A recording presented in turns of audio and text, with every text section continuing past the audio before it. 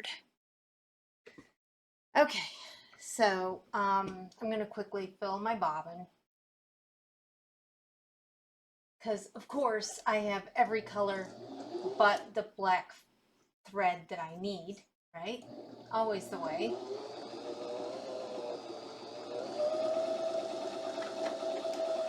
Oop, oop, oop, oop. And then I go and do a brilliant move like that. That goes there.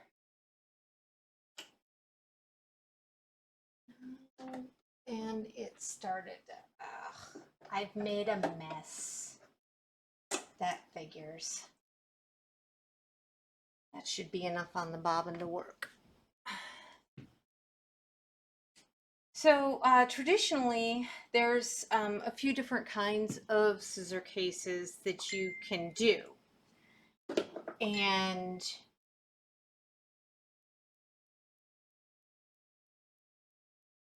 there is the kind that has the total shape on the top.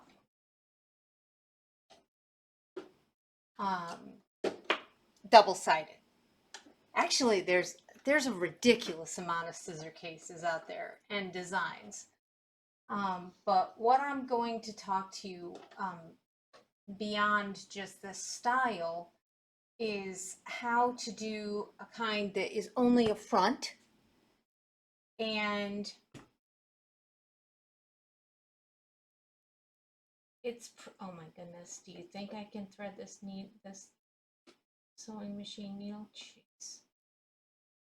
And it's so easy, you know, it's just like making a blank a back for an ornament. Very, very easy.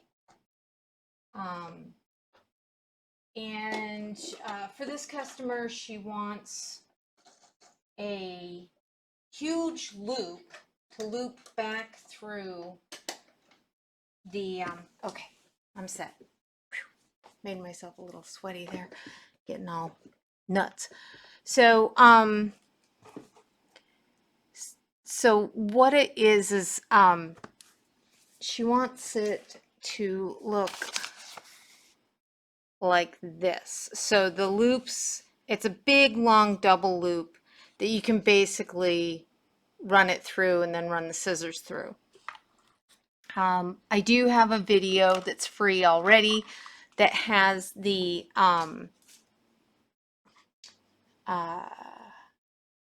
and just in case you want to, I put the chats up on the side, Kim, so if it's easier for you to type something to me, you can. Okay, so I did make that visible.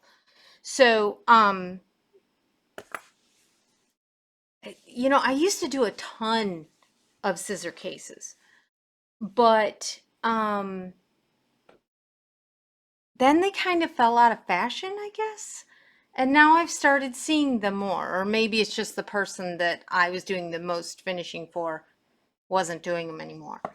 So they're very, very much like an eyeglass case. In fact, it's exactly how I do it.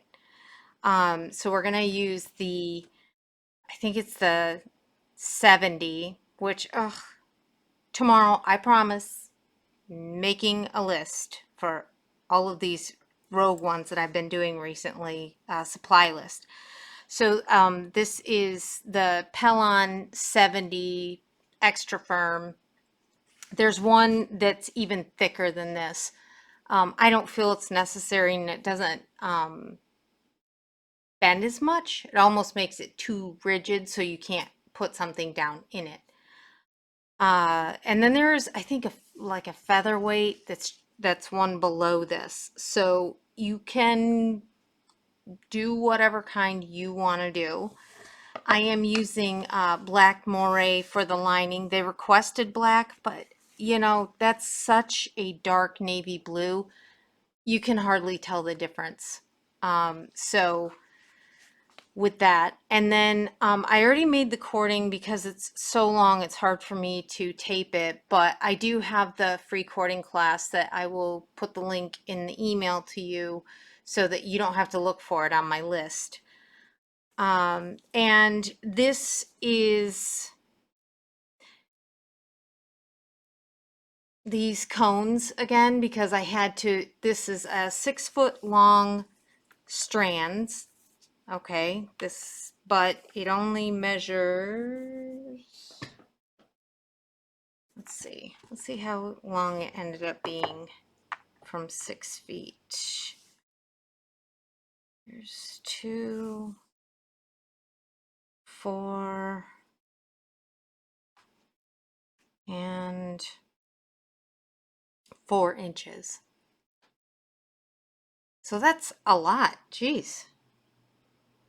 Yeah, that's a 3-foot span. So I did the loops around a 3-foot span and then cut it halfway, so that's 6-foot strands. Interesting. It's got to be because it's tricolor cording. Again, requested from them. So the pale blue is much finer. So I used 7 of that, and then the navy and the white, I used 5 strands each to balance it so they all are pretty close to the same size. I think they're pretty good. Not fabulous, but you know, is what it is. I don't think adding 1 strand would really make that much of a difference. So clear away all of this loveliness and jump right in. I attack everything basically the same way. We start with our needlepoint and we turn our iron back on because he loves to fall asleep. 1/2 inch around.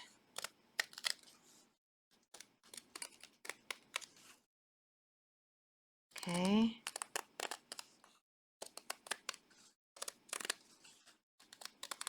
On these scissor cases, you kind of have to remember that I like more darts than less darts for the reason of it is a curve and we want to make sure that the curve is able to go around the insert piece that we're about to put into this. You can do it without the heavy interfacing in it. It's totally up to you. I find that after a short amount of time of the handling, it just is too soft and you start ramming the point into your lining of your scissors all the time. So we're going to do the nip there at the corner, right? Let's try to come in a little bit. And then we're going to come over and do this. And we're not just doing this straight, we're darting it. Sorry, I gotta plug my phone in because it's telling me it's dying. All right, and we're going right down. We're leaving 1 stitch, okay?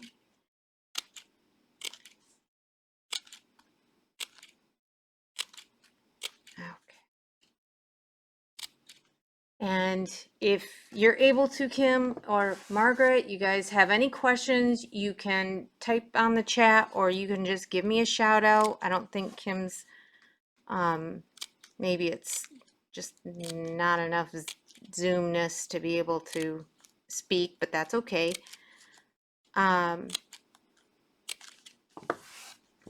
So we notch, notch, notch, notch right up to that first stitch.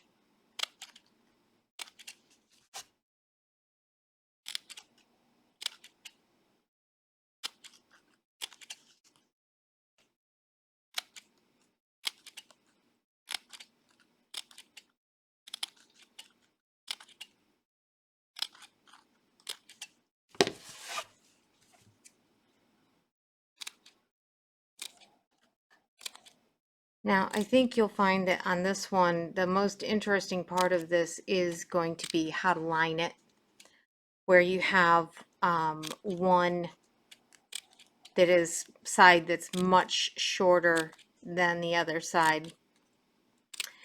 And yeah, I can say right now, I don't think I've ever done this style for a scissor case, but I've done it for an eyeglass case where it had the lower. And you essentially just do it the same way.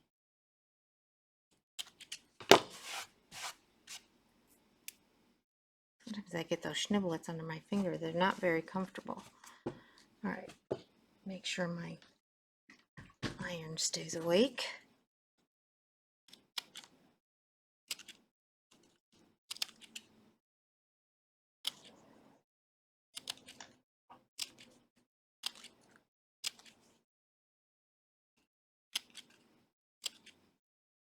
That's recording.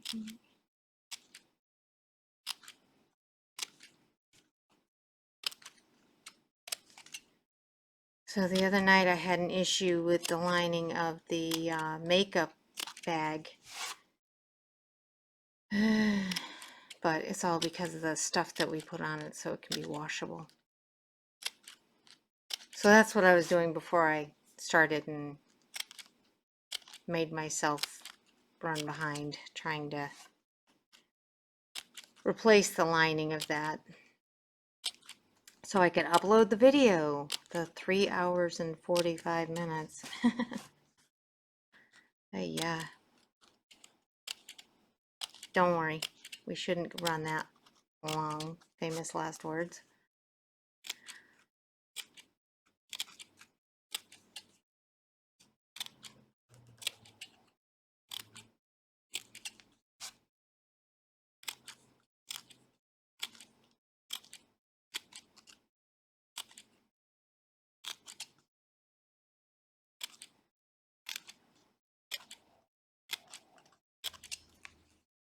So I like the old version of these nippers. They changed the design a few years ago, and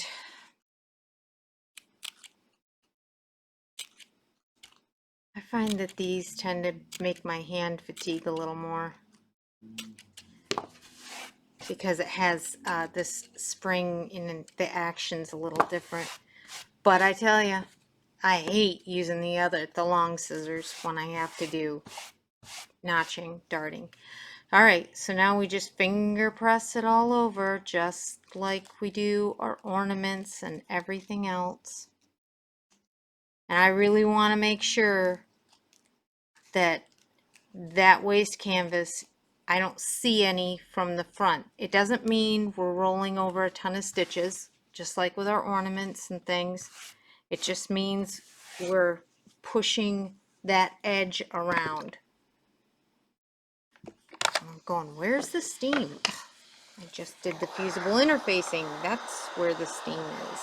All right, now we make sure they're still rolled, so go back and kind of push just those areas of waste canvas in. You don't have to really torque on the rest of it.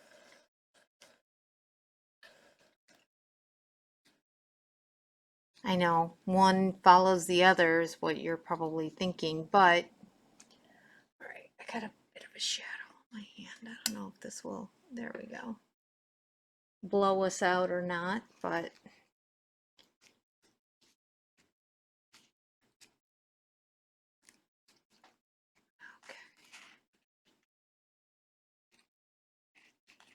I bring the center down first and layer the ones right next to it after. Okay, now I know it's always the same thing with shapes and this. We're going to unfurl all this in a minute, but if we don't do this, we're not going to get the most accurate shape for our lining. And I'm going to have to re-steam part of this maybe, because that's not pulled over. My cording, this cording is pretty thin, and it's not going to hide a lot of sins. So, you know, this is again why we use, you know, a little bit of heavier. Now I'm looking at, as I'm doing this, I want to make sure that it's not come out of block. So I'm looking at the straightness of these stitches and the horizontal and the vertical, trying to, but sometimes it's deceiving because the design itself is a little wonky. It's not as straight. Well, that's also how we stitch. So if you are extremely OCD, you can always do half, trace around half on a piece of paper, okay, and you go up from the middle, find where your half is, and then you can fold the paper in half and then trace what you see through the paper so that it's an exact mirror image of the straighter side, and then you can pull it in. I try to do it myself just visually, but it just doesn't always, you know, it still looks a little off sometimes. But, you know, when you're stitching from right to left, it's gonna happen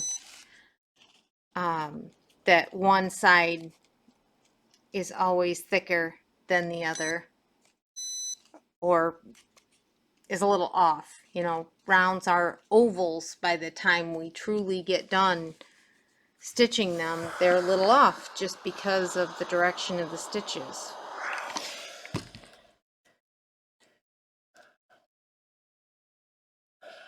Okay.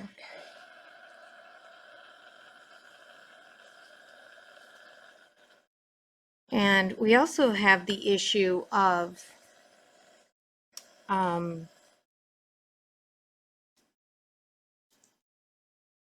you can see that starting to roll over.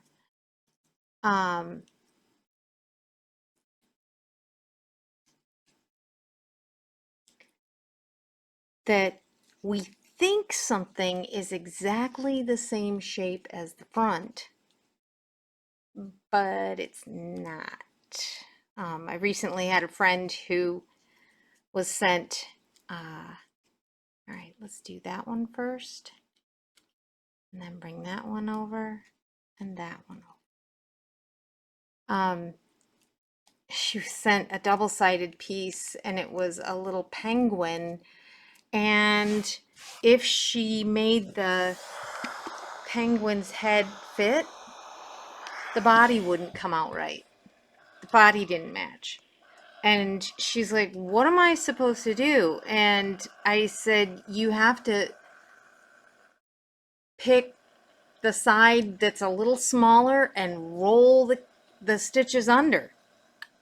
And she's like, that's going to be a lot of stitches. I said, well, you know, some people don't understand. Some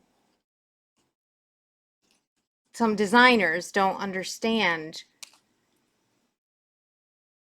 that that you got to make them even.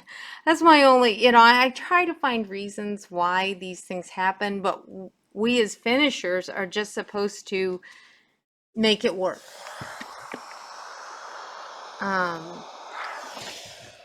And so sometimes you have to make it work. It's not always easy. Let's hope for the best for this. We can kind of line it up and see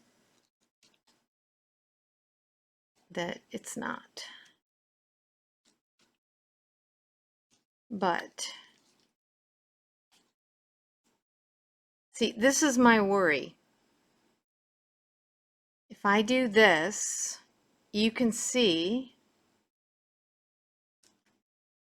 that to be perfectly straight across the top, to find that line, okay. So here's our bottom even. And let's that stitch line on the front.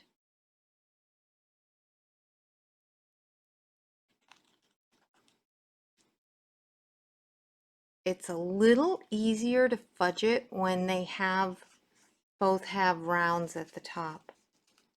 All right, so number one, I gotta roll that stitch line over a little bit. Okay.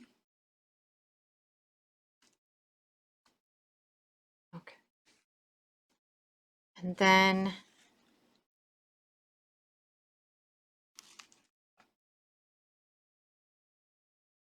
wow, that's a lot.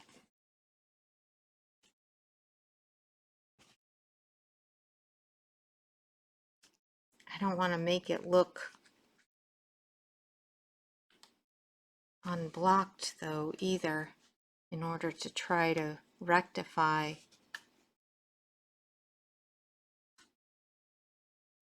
See, they didn't count their stitches so that this side is exactly the same as the other side. And then they just used the exact same shape as they did for this one over here, but the problem is it's a mirror. So they don't realize if they did it like this here, it should be flipped. And actually we don't have to line it up there, but I am gonna try to line it up with the roof line on the other side now that I see that. Man, it goes way up, doesn't it? Because those are the white window stitches. Okay, so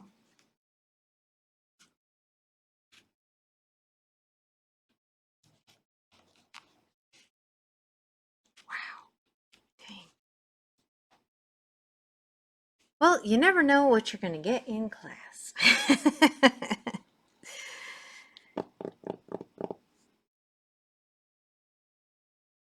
mm, mm, mm, mm.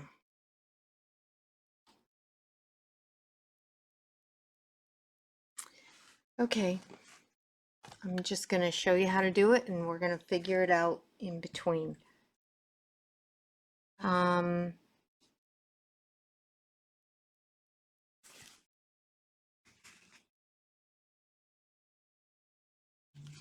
So we always do it the reverse.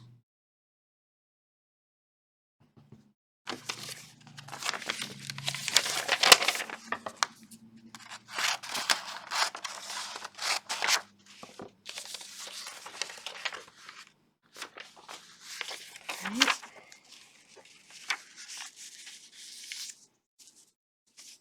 And 2, 3, 4, 5. So I think that blue one in the middle is our halfway. Oh, hold on. There. Right? And if we just follow our stitches, then it would be there.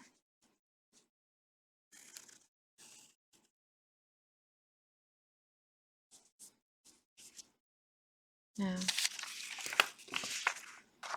I didn't really think I was going to have to do this trick, but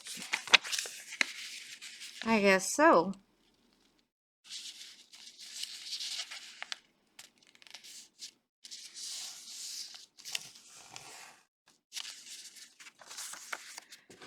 So you don't have to trace it through. You can just do like we used to do and still sometimes do to make a heart.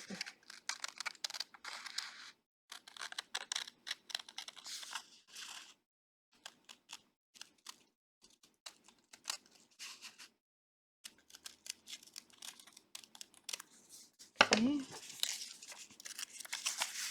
Now let's see exactly how off it is. So if we do center from there, wait, which side had the pencil? I cut so well, I cut the pencil off.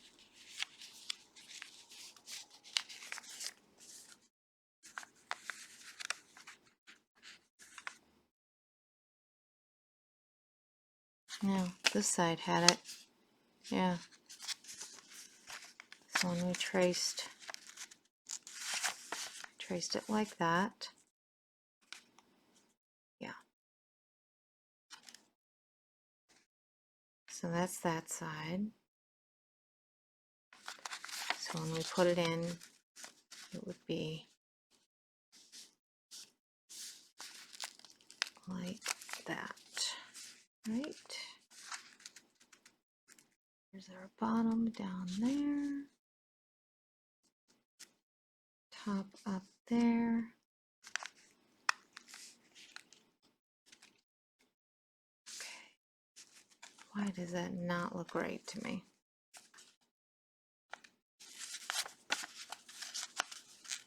Probably because of the way my pencil went around it. Okay. I wonder how much it's off from here.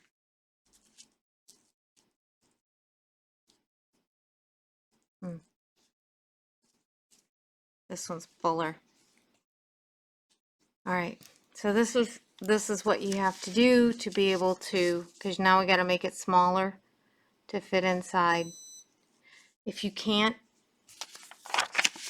and you need to make it, you want to make it exact, mark it off on a piece of paper and just go around and make dots. Okay? And it'll get you the same distance all the way around.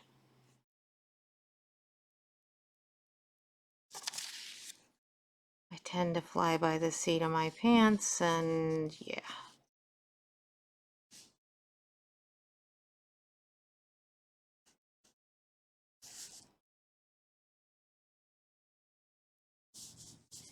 We can fudge it a little when we pin it together, sort of. I don't want you to think it will be much, because the issue with this is that straight top.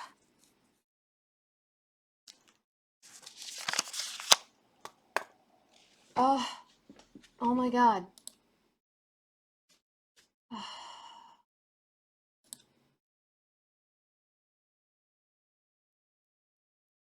Oh, where are you guys?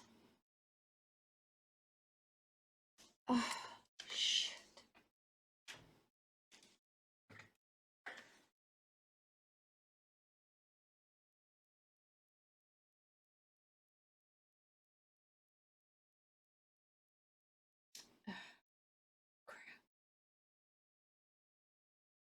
Oh.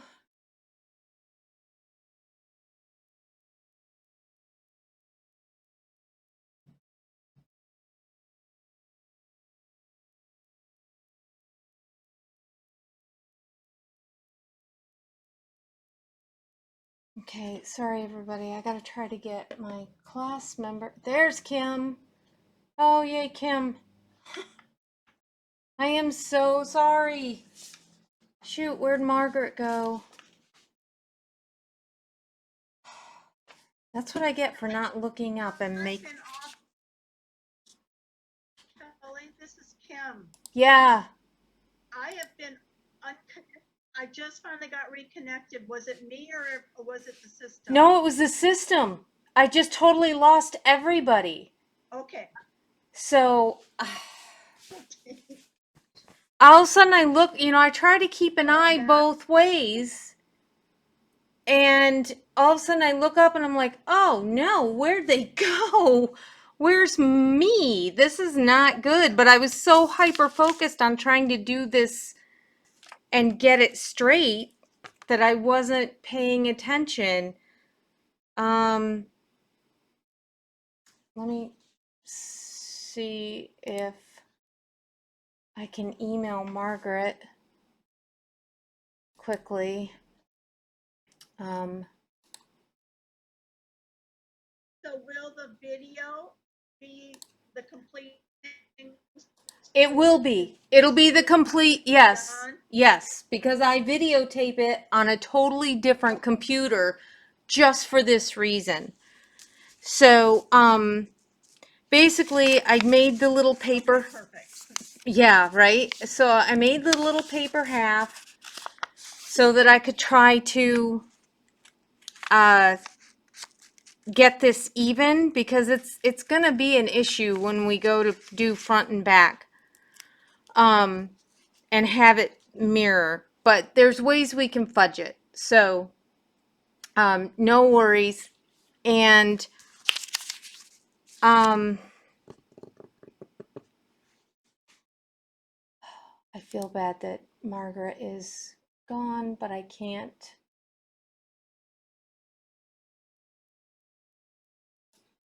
get in. Give me 1 second, everyone. I'm sorry.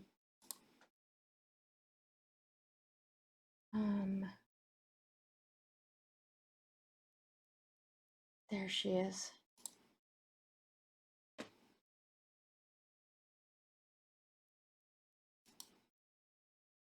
Copy. Go to my email. New mail.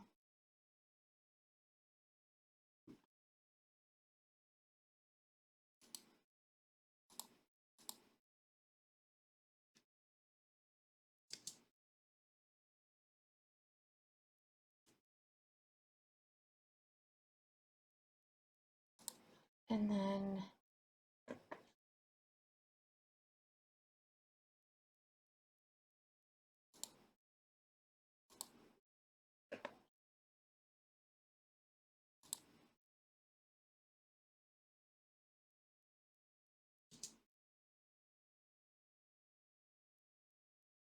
sorry everyone, but there were other people that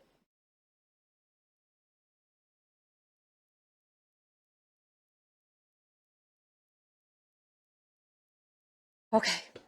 Okay. So, oh, hold on.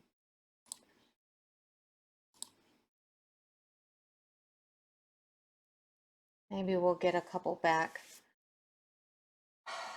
So, yeah, people need to friend me so you can call me and say, Kelly, I've lost you. But anyway, so,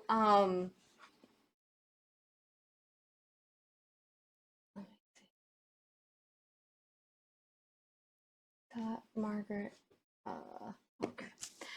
So let's get this cut.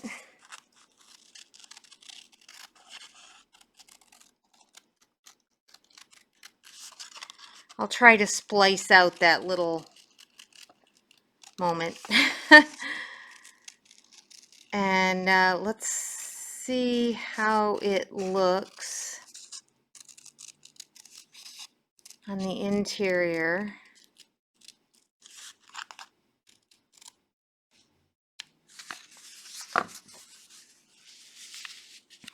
Well, it's definitely going to fit inside. Okay, we know that, 1/8 inch. I'd just like to see, yeah. I'm gonna follow this center line up and put a pin there so I know where, and I'm gonna roll a lot of this under, otherwise we're not gonna make it around. Let me see.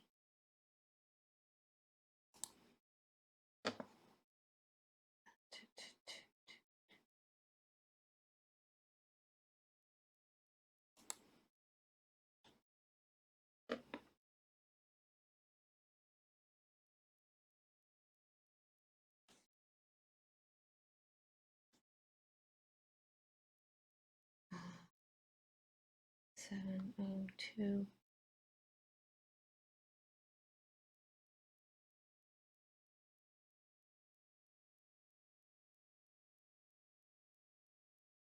I don't know that she'll answer me.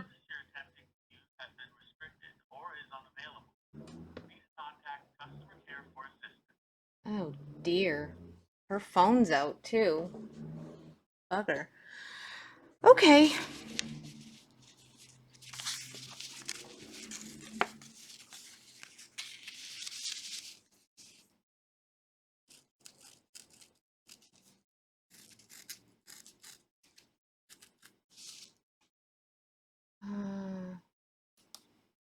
Okay.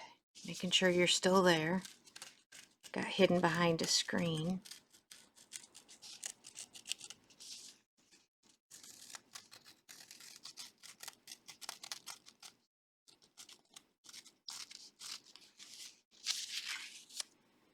Oh, put that back on. Okay.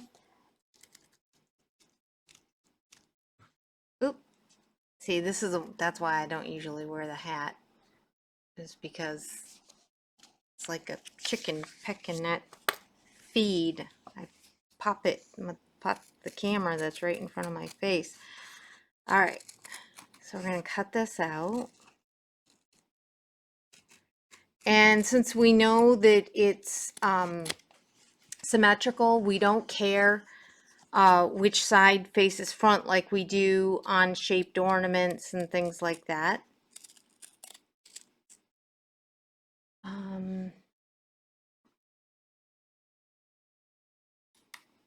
Where's Kim?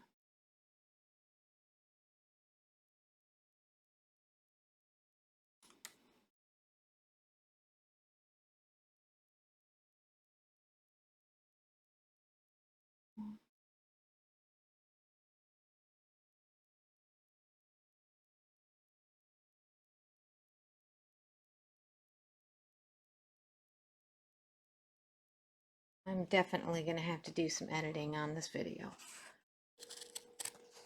Okay.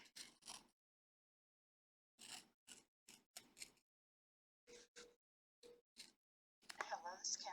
Kim, this is Kelly. Oh, hi. We're back up again. Okay, I'm watching you now. Oh, okay. I just couldn't see, you're invisible to me, so I just wanted to make sure you were there. Okay. Bye. Okay. So now we're gonna open this up. And you might think this is a little silly, but you want to do this because this next part,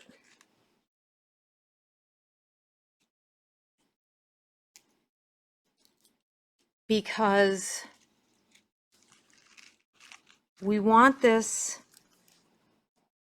to line up. I'm going to put a mark on the canvas where the center is. I'm going to follow this blue. Try not to skip over. It just skipped over. It's that one.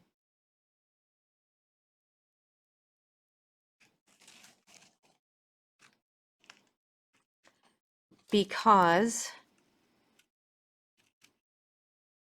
so just like an oval ornament, if you don't kind of align it in there correctly where you know the center is, then it can get off kilter and be a royal pain to match up for where we need to pull it around a little extra. So we're going to put a little smear of hot glue there. I typically try not to get the hot glue too close to the edge because we have to hand sew through it. Okay. All right. Now we lay it down so we're not pulling. If we pull this around like this, it's going to bow. because it's not a board and stays stiff, we just want to try to be careful of that. And of course, where is, didn't really mark, it's right there, is our center mark. And I can see the blue stitching kind of coming down. Yes. Okay. So we're going to get those locked down. Okay.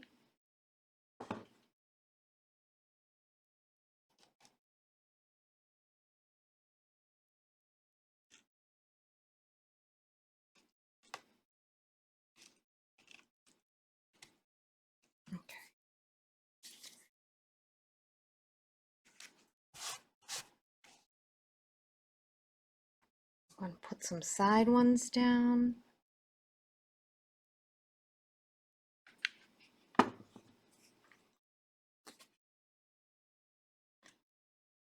And you really want to make sure to pull that around, just like on the ornaments.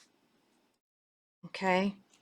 I'm leaving it laying down for that exact same reason. I don't want to over pull on one side and then we're short on the opposite.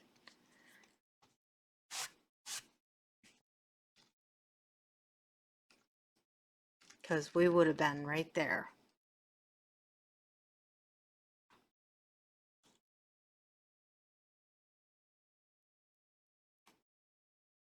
Kind of smear it down. And this time we can lift it up to make sure we get a good pull around. Okay.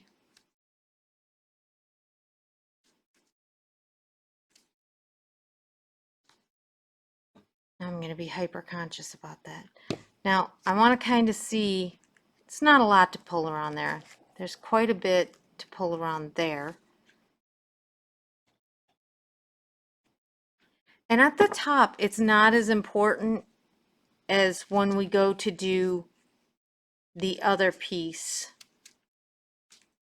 that we really pull it around so it is the exact same for the other piece. Now, this is my theory. It doesn't mean we aren't going to have a challenge with fronts and backs. So the other night we had someone that was doing an ornament and she has never done this before, and she gave herself a really difficult task, and that is she was going to try to do needlepoint front and needlepoint back, and even though they look like the same, I said, you know, that's a tough finish even for me because of what we're going through right now in making sure that the front and the back actually are the exact same size. So it's just, it's never easy.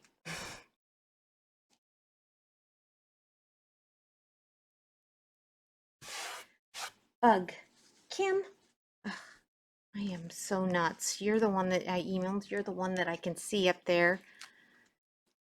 I was thinking it was Chris. See, this is how crazy I am. I'm calling you when I already know you're there. Okay, we're gonna pull that right around to be tight. Losing maybe a couple stitches there. Nothing all that grand. But it is the exact same on both sides now. At least it should be by our little paper doily here. And we're gonna have to do the same thing for this one as far as, let's get a measurement for where our line ends. There's one line, the blue line. Oh, we don't have that top piece, so I gotta Follow it up again.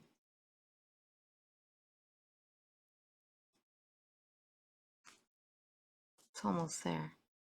Okay. Make sure that the bottom one stayed where it's supposed to be. We're going to put a line there.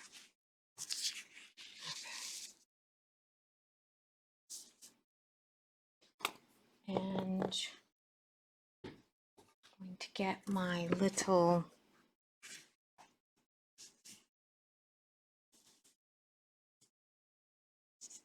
my fold mark isn't that dark on this side.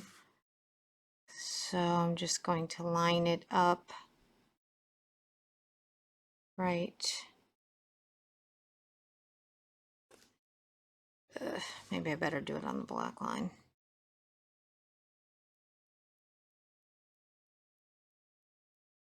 There, there. And that's where our line should be, our end. Which then, of course, means we have to bring it shorter for the insert piece, right? Right. Right. We're right.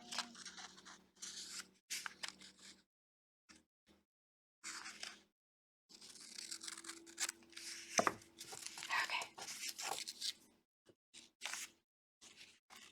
So now we know the blue.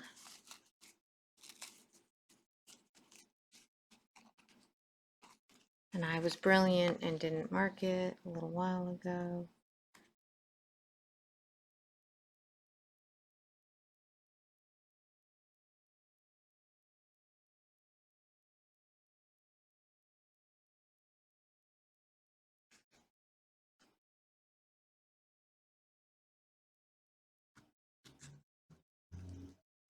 Oh, it's right on the dart.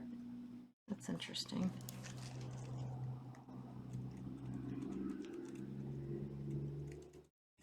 Okay. And this is the blue, so that's easy enough to figure out.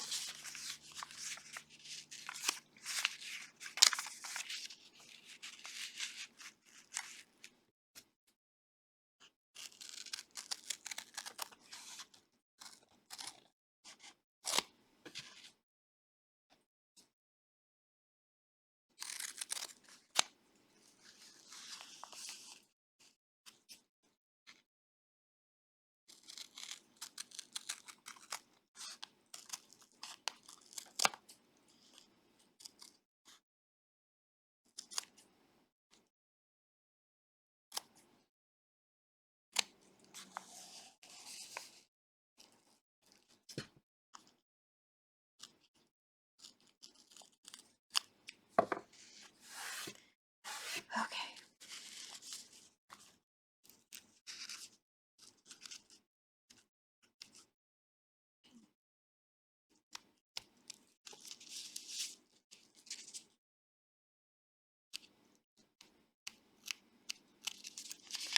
I think this is going to be more important for us than anything else.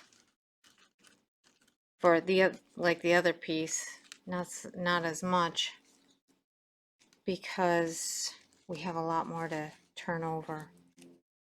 All right. So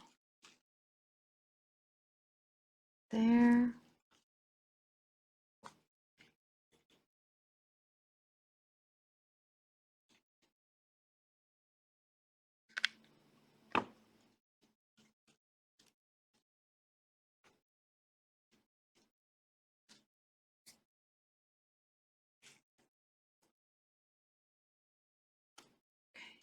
Now, why did I do that part first? Well, because it's the straight edge, and if I need to shift this too much,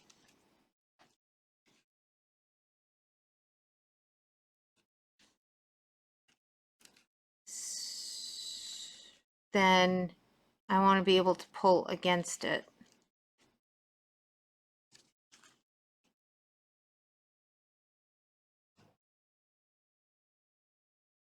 Okay.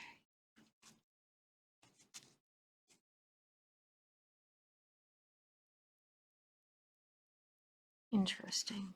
Of course, that pops underneath where I don't want it to be.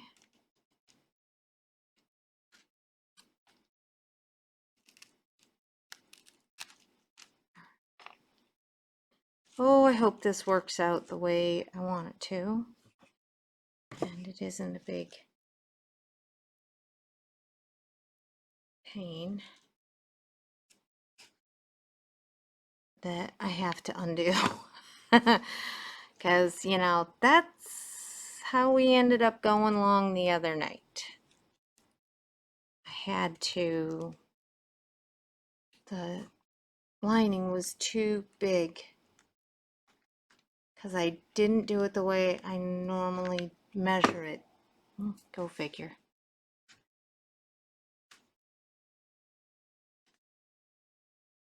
Theoretically, should have worked.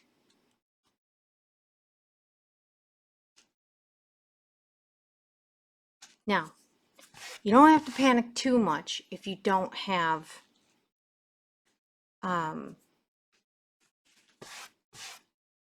everything, all of the waste canvas wrapped around, because sometimes you can fudge it when you're sewing it together. You can pull it and sew that area and it'll bend it over a little bit more.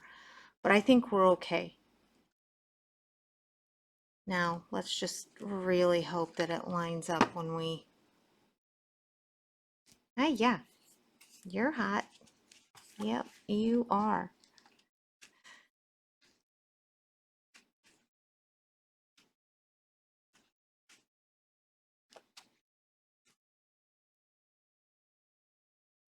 Okay. You know, there really isn't that much waste canvas to pull around this. I thought there was more. Like I was gonna really be pulling around all of this stitching, but oh, I hope I put this on the right way. And I don't need to flip it.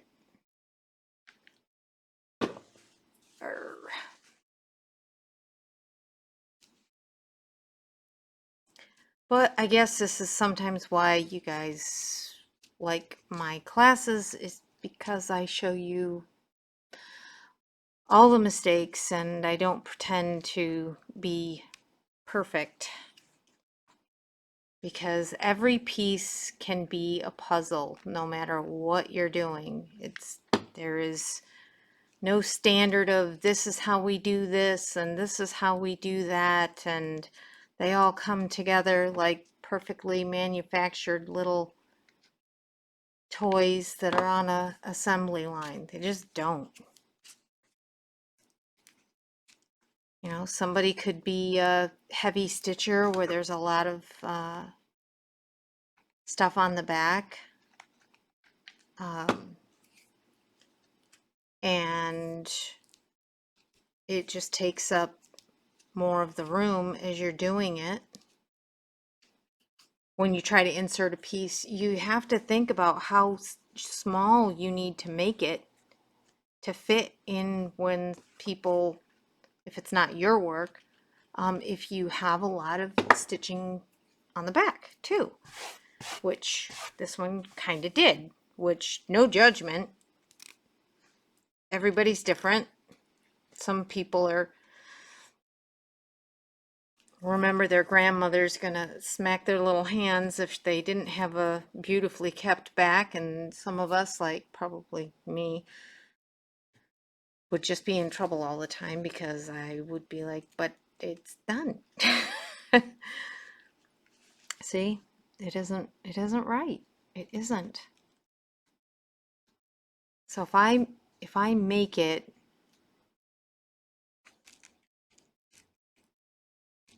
so that roof line, all right, we want to know where the windows are stitched there. And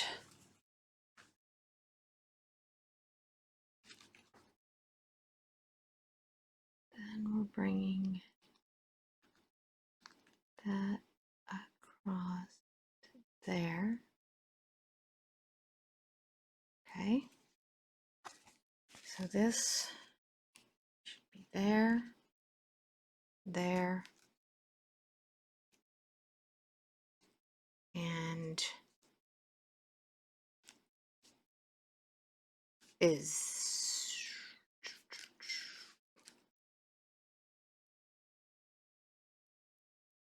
It didn't even make a difference doing my little trick. What the heck is with that? All right, so let's see if I can manhandle it into where it's supposed to go. I know, you're going, pardon me? That's right. Sometimes you have to pop each side open a little bit, like so. Find your line up stitch. Right, there's our bottom center. Right, yep. I'm gonna say, yep, that's it.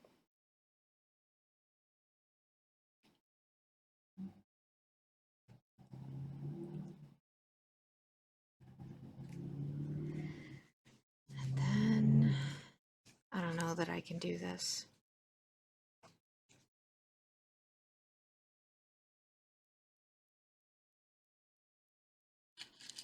Let's start on this side.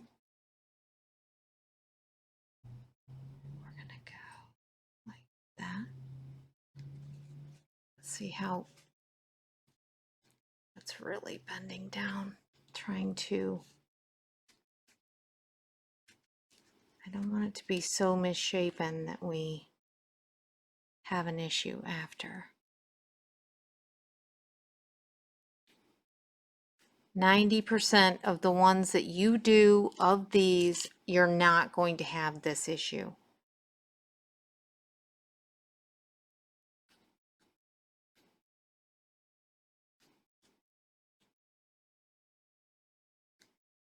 And this is what I was talking about, how, yep, that's right still.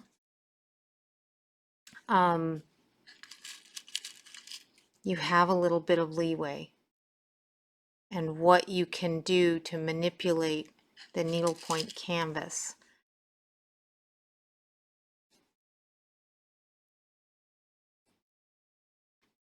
Taking my pin and folding some of this over. I like to try to pull this, putting it through that very edge stitch, bring it up. Okay. Make it work moment, right? Right. We are gonna make it work. And then what'll happen is once we have the sides stitched together, is we're able to pop this open and it won't look as distorted. And we're gonna give it a little steam and help it kind of find its little groove, hopefully. And if it looks too weird and wonky, then, you know, I cannot believe that did not work though. I'm just astonished because that trick usually works. Unless I flipped the piece the wrong way, the template. Could have been. Totally could have been.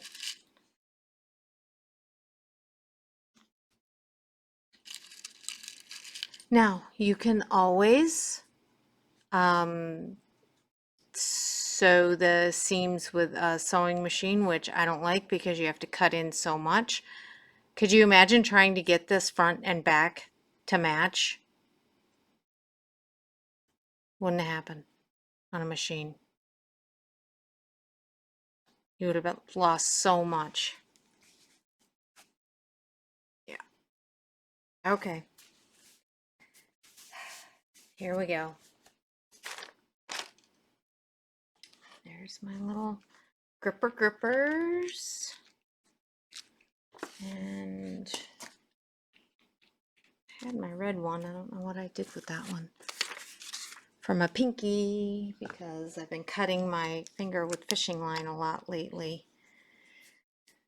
So, okay.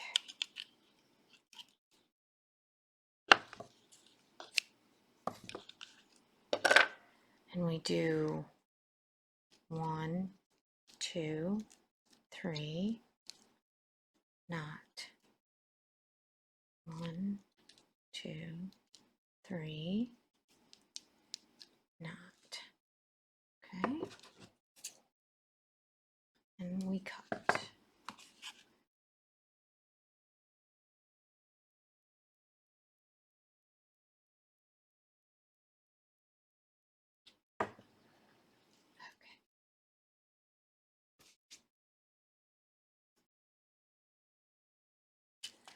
Oh, 2-inch curved needle. You need a strong one for what we're going to do. And I think I'm going to start on this side. I kind of usually always start this way and then go back down.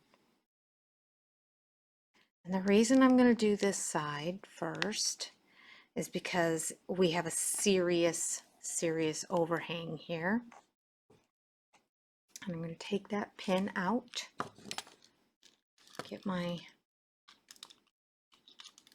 nothing like having a hard time because of the hat. And I want to make sure to kind of bow that open.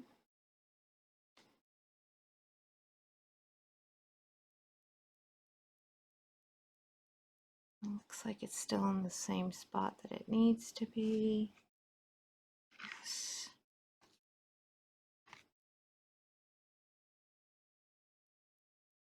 We're going to come in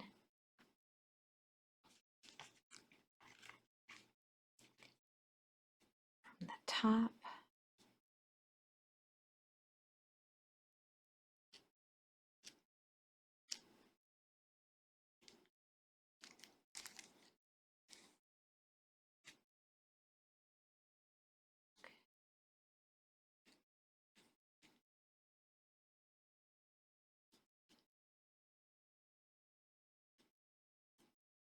Push that under.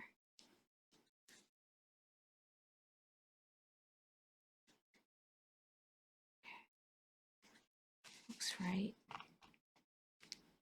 I'm just a little concerned because I removed that pin, you know.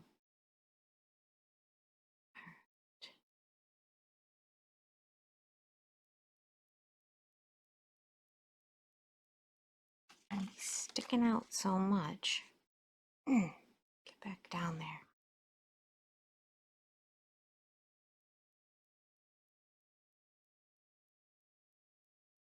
I am about to do my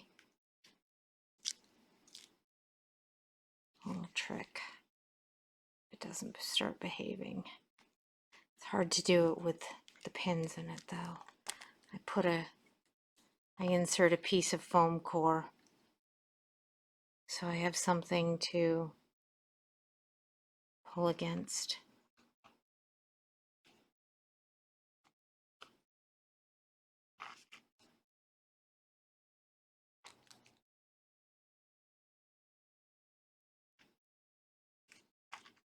Hiya.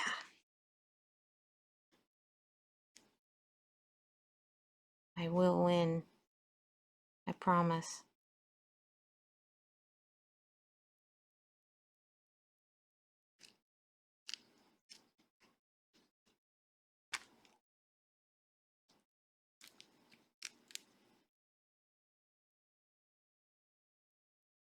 That's my first good hard pull against it. Okay.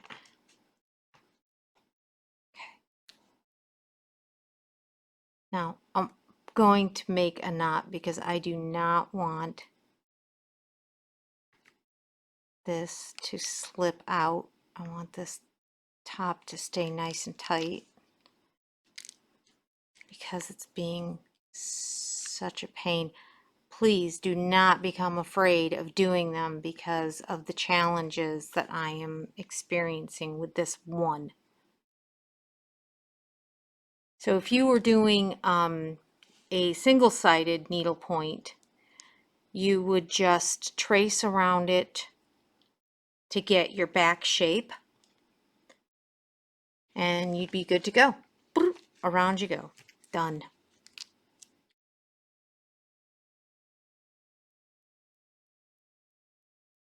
I do like using on the back, if you do the fabric back, I do enjoy the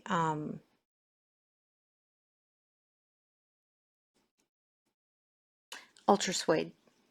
It finishes really nicely for, it doesn't mean I have a good vendor for it, but I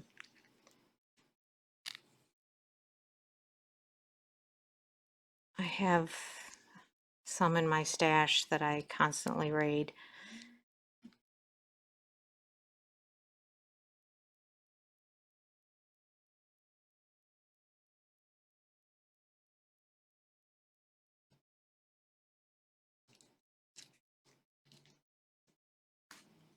Okay, just like that. And now we can kind of start going at a better pace. We do want to keep it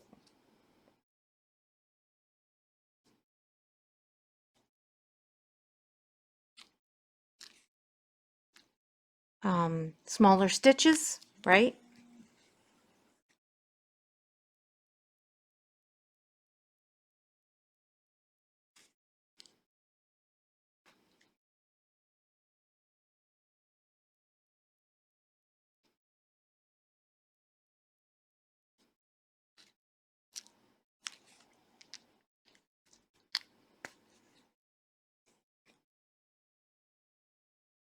But we do have the cording coming around, so I'm going through the needle point and I'm going right back up through the first stitching so that it pulls the stitching down together.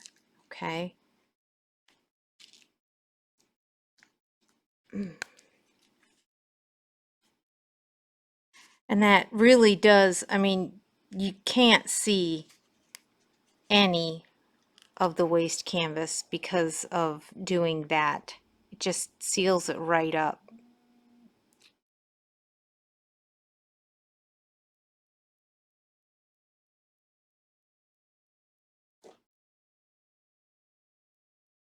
Hold on, I'm terribly sorry.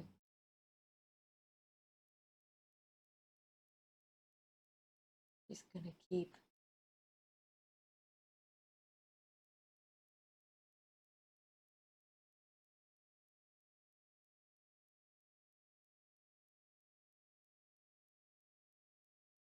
Okay.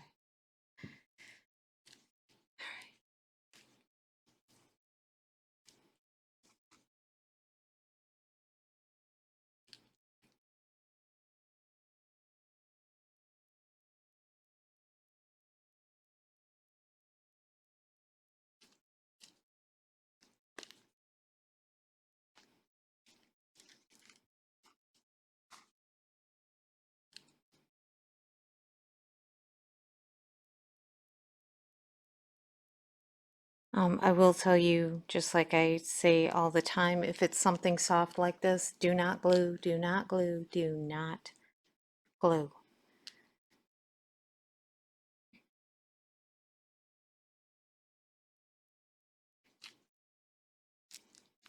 As far as cording goes, or the edges go, because it'll just fall apart over time.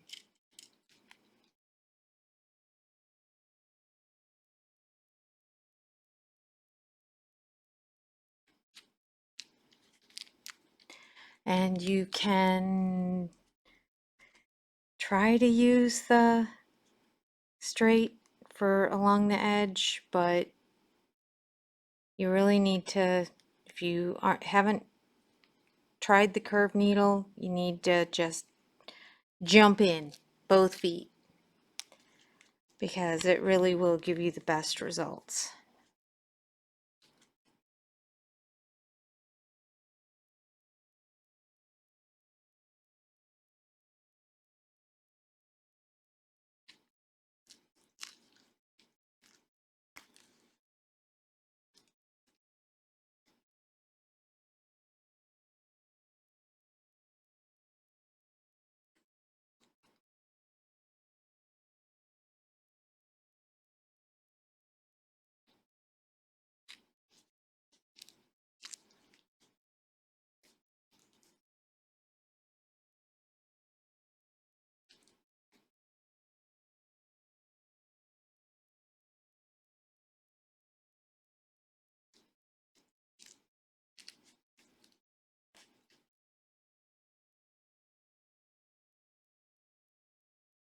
Oh.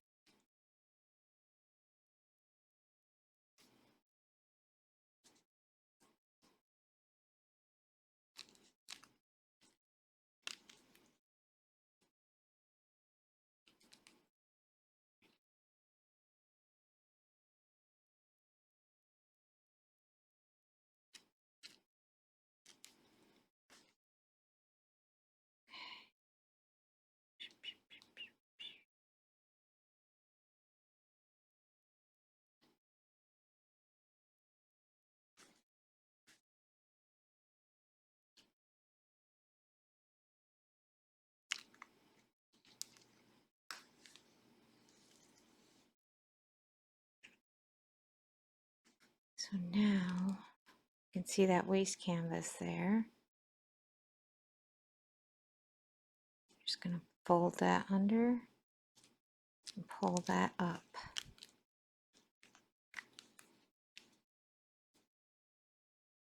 Look at it just disappear. So roll that under. So if I was doing a traditional ladder stitch, say I'm kind of cheating, I'm going in and out all at the same time, right? In one pull. But for you, you're going to come in and come out and pull it through. Then grab over here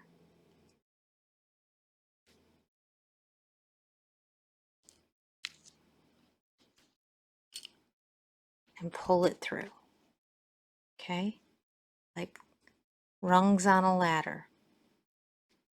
Come in, out,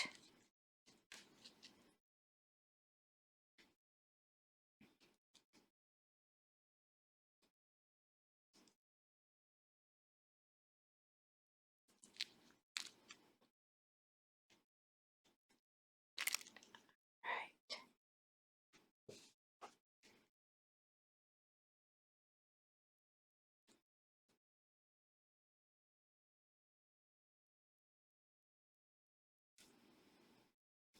Push that down.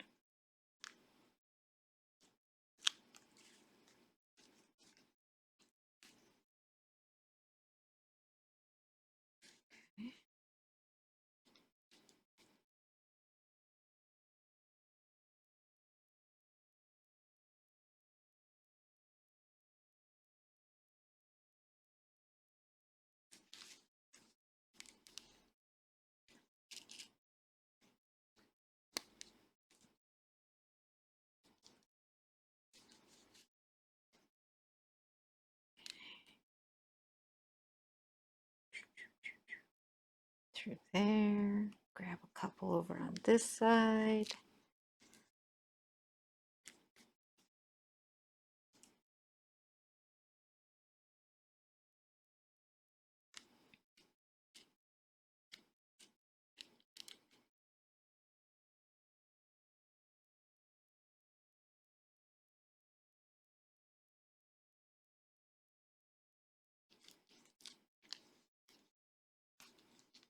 Okay.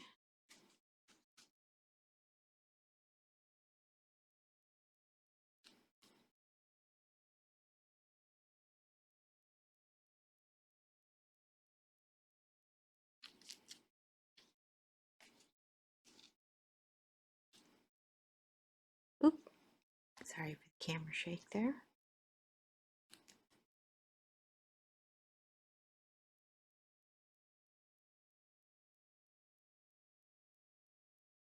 Just trying to decide which needlepoint to go into.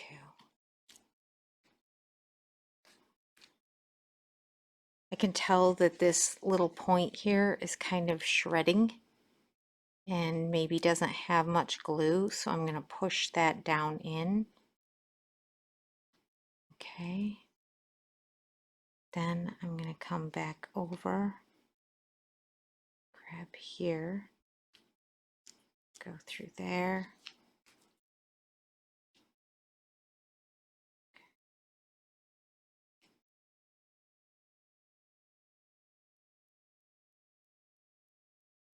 Oop.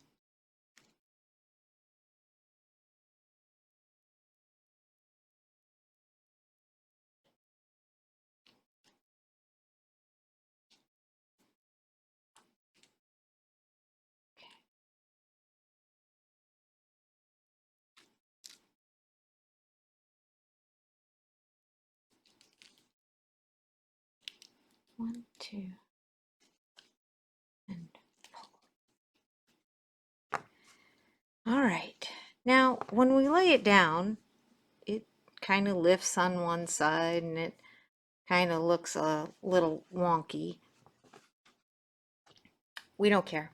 It's all right. It'll be all right. It really does not look all right, does it?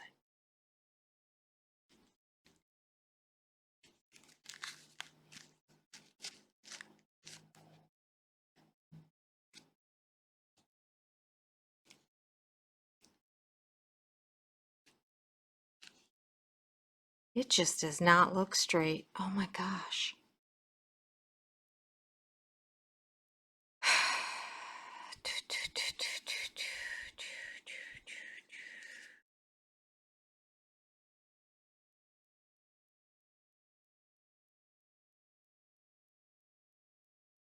Mm.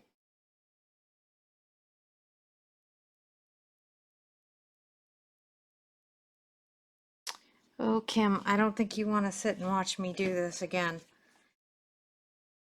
But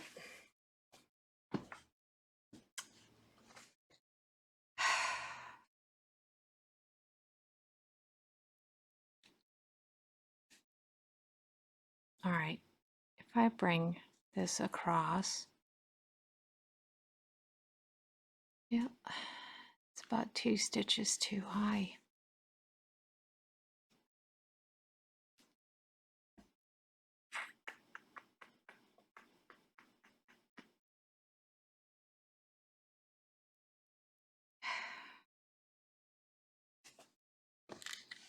I'm sorry, Kim.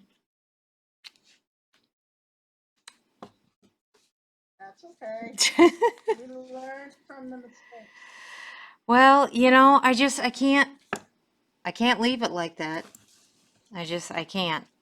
And Sure.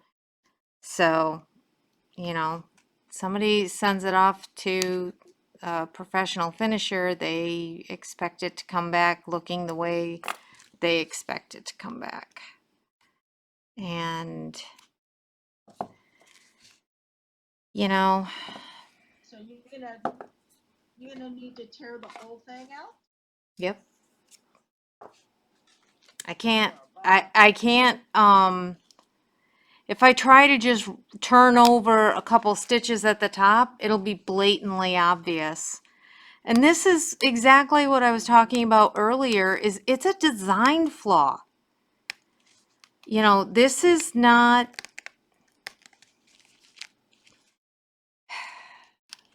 so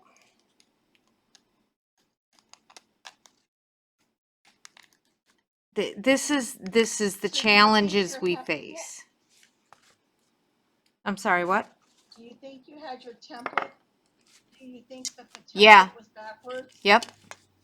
Yep. Absolutely. Well, actually, what it's not that it was backwards. Well, yeah, I mean, I mirrored it. Is that I should have flipped it internally so that it would be the opposite of the way this is. But also, I mean, I just feel like this design itself is just, it's off. It's off, and it's gonna be tough. So, you know, I totally get if you need to run away. Because this, to me, you know, this looks straight this way, but again, it's not the mirror. So if my iron would get heating up, actually I might be able to pull this. So you're gonna turn it around. I'm going to try turning it around and see if it even makes a difference. It might not even make a difference. And this is the easiest way.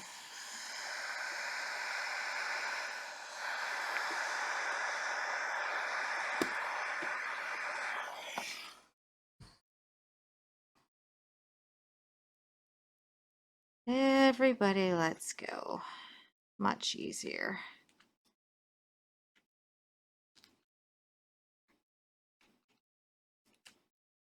See, and I had already pulled some of that around. So I think what we're going to do, because this is so stiff,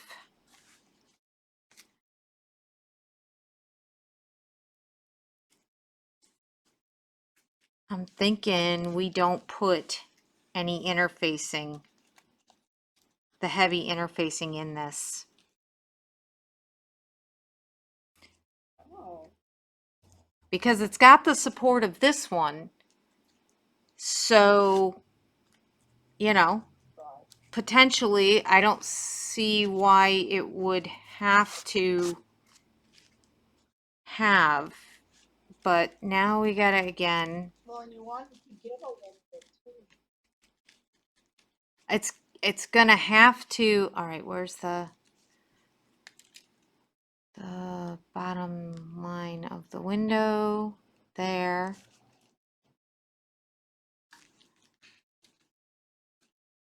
And all right, if I do it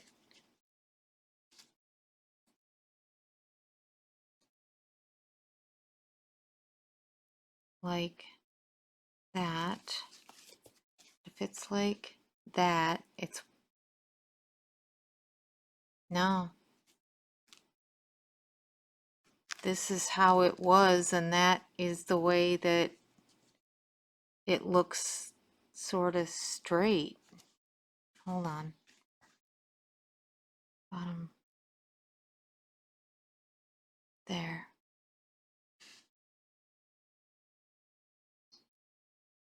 It's not right. Down one.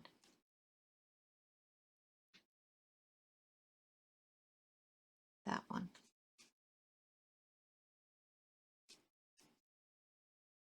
Now, what if you used a softer I think this is a losing battle. on the back side? I think this is a losing battle. Oh no. Well, because look at it. Let me see if I can show it to you and have it look.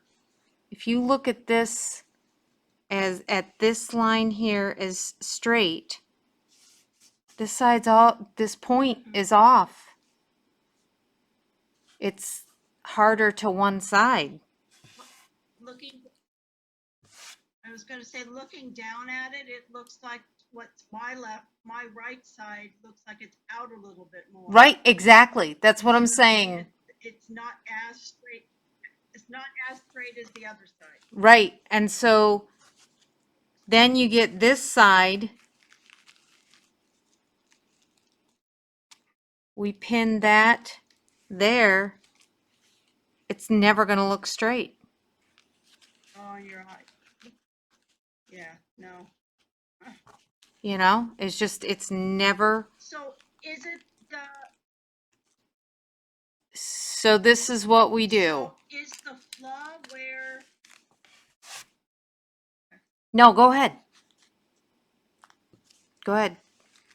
I was gonna ask, is the flaw in how the two sides were Drawn on the canvas. designed? Yeah. Yep. Okay. This is exactly what I was talking about with that whole situation, is that they didn't mirror the shape that they used.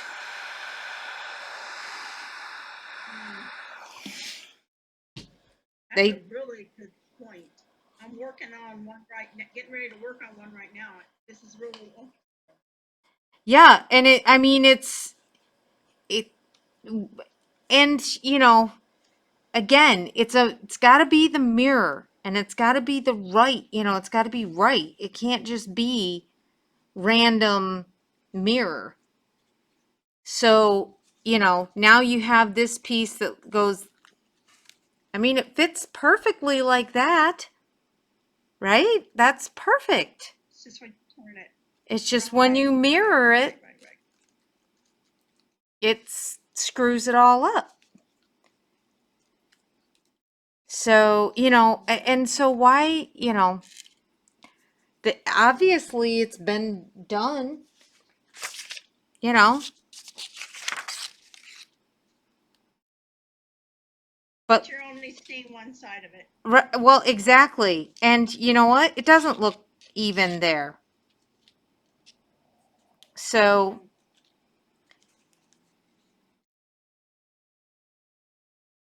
Darn. right? It's a great teachable moment, but make you crazy. I'm surprised I don't have a drinking problem by now with all the craziness.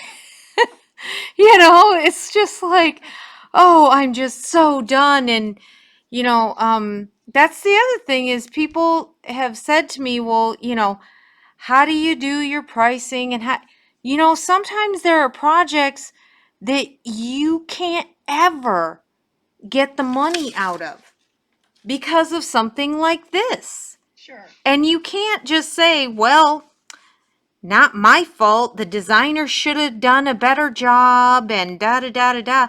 People don't care. They got this from a shop and they want it to work. They want it to be the way that they saw it on some magazine, in some picture that somebody finished that is good in theory. But so if you notice what I just did, I'm kind of trying to block it to fit the shape. Mm-hmm. And I don't, Mm-hmm. but I'm trying not to. I think we got to do it in like little increments to make sure it doesn't shift up here, right? We're going to do some little X'd pins so both sides are represented and pulling against. And we're going to do exactly what we did the last time. But now, because we don't have that heavy interfacing in there, we can manipulate it better to go. So you did take the interfacing out of the I back. did. I did. No, just out of this front Okay. piece. Out of the front piece. Right, right, Yep. right, right. So let's find our center here.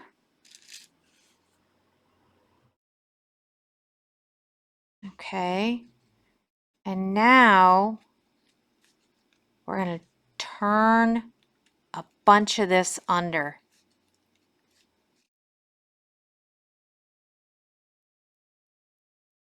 There. Sort of. Now are we still straight? Looks like we're getting off kilter again.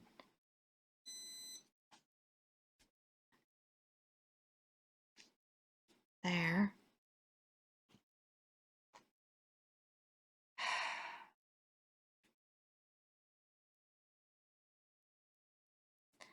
I know a couple designers that have some issues with a few of their pieces, and they never go back and fix them. They just expect the finishers to make it work. And some designers have said, you know, oh, I wish someone had told me and they would have fixed it, and they were willing to, whereas some were not. Sure. You know, there's so many out there. It's not like you can even fix it. You know, they're already out. They've been distributed.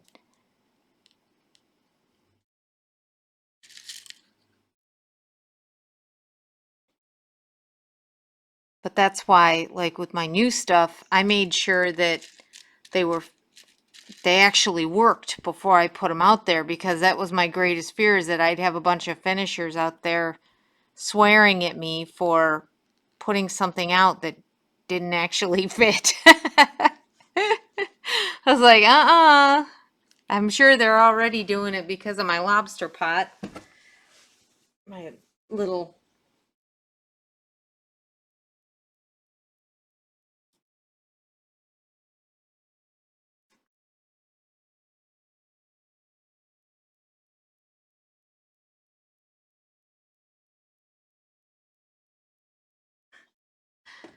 Oh, it's always during these moments when everybody has like a crisis.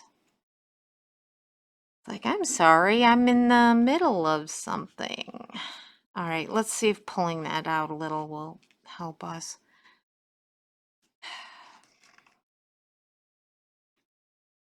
It is going to be what it is going to be, too. Sometimes we do have to accept that as well.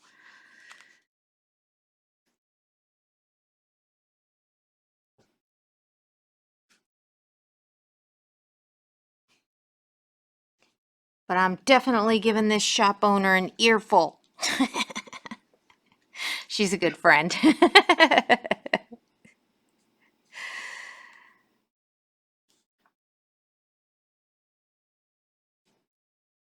But now that would have maybe not been something she would have seen though, right? Right, As far she as wouldn't what know. the design is. What She's not gonna catch that. she would never know. Yeah. Nope. And you know, you can't. I'm looking at the one I'm gonna do, and I'm. It looks like it's the same, but boy, that makes me nervous.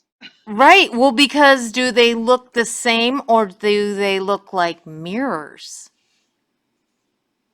They got to mirror each other to make See, that's right? and I don't think this one does either. So what I you don't do think is this one take a does either. piece of tracing paper, or even a piece of paper you can kind of feel the outline underneath, and just do a gentle, you know, with a even finger press around it with your fingernail, that paper, and then you should be able to Uh-huh. see. You can cut it out and put them together and see. All right. let's see how we do here. Softening it up. It won't fight as much. I've like quadruple pinned this so that it shouldn't, but I don't think I can get it any better than that. And it might be a little soft on the front, but it'll definitely hold up with this heaviness in the back. That's where, that's why I said, if you think that that this is too heavy, then switch to a feather weight, or a lightweight grade if they have, that's a step down if you feel that you don't need that much in there. But most people want it heavier than lighter. So I actually used to use this stuff that was plastic needlepoint canvas that was like supposed to be 18 count. It had like little tiny holes in it. Because it's all I could find that was, now this was there. I just didn't know it was there. The interfacing that I use now. And so I went around and, I've experimented with a lot of different stuff in doing this. And then I made my kids school bags, tote bags. And when I did that, I found it said to use heavy interfacing. And it's like, wow, follow a pattern? Oh, novelty. I can use this for so many more things. Good instructions instead of just guessing at what everybody else uses, because I didn't have anybody to teach me this. Okay. Same thing. We're going to knot How it. long have you been doing it, Kelly? I have been, my oldest is 22, and I started when she was 2. I painted for a couple years, and then I started doing sewing. So, yep. So about 20 years now. And as many would say, my hands are definitely feeling it, the age of my job. They do not love me. But it was great for me because I was able to stay home with my kids and I could do it at night when they were in bed, or while they were in school, if I had, because I also worked at a flower shop. So it just afforded me a lot of leeway in an income that was on my hours. But it gave them a lot of misconceptions about real jobs. Because my mom never, she only works a couple days a week and then she's just home doing her sewing stuff, and so it's like, that's not how jobs really are, kids. So freelance artists kind of misrepresent to their little people. But it did show them that there's plenty of things that you can do if you look outside the box to be able to make an extra income, Sure. between the painting and the designing that I did, and it's a lot different because most other kids, their parents are gone daily, and sometimes I wonder if it wouldn't have been better if I was if I wasn't there.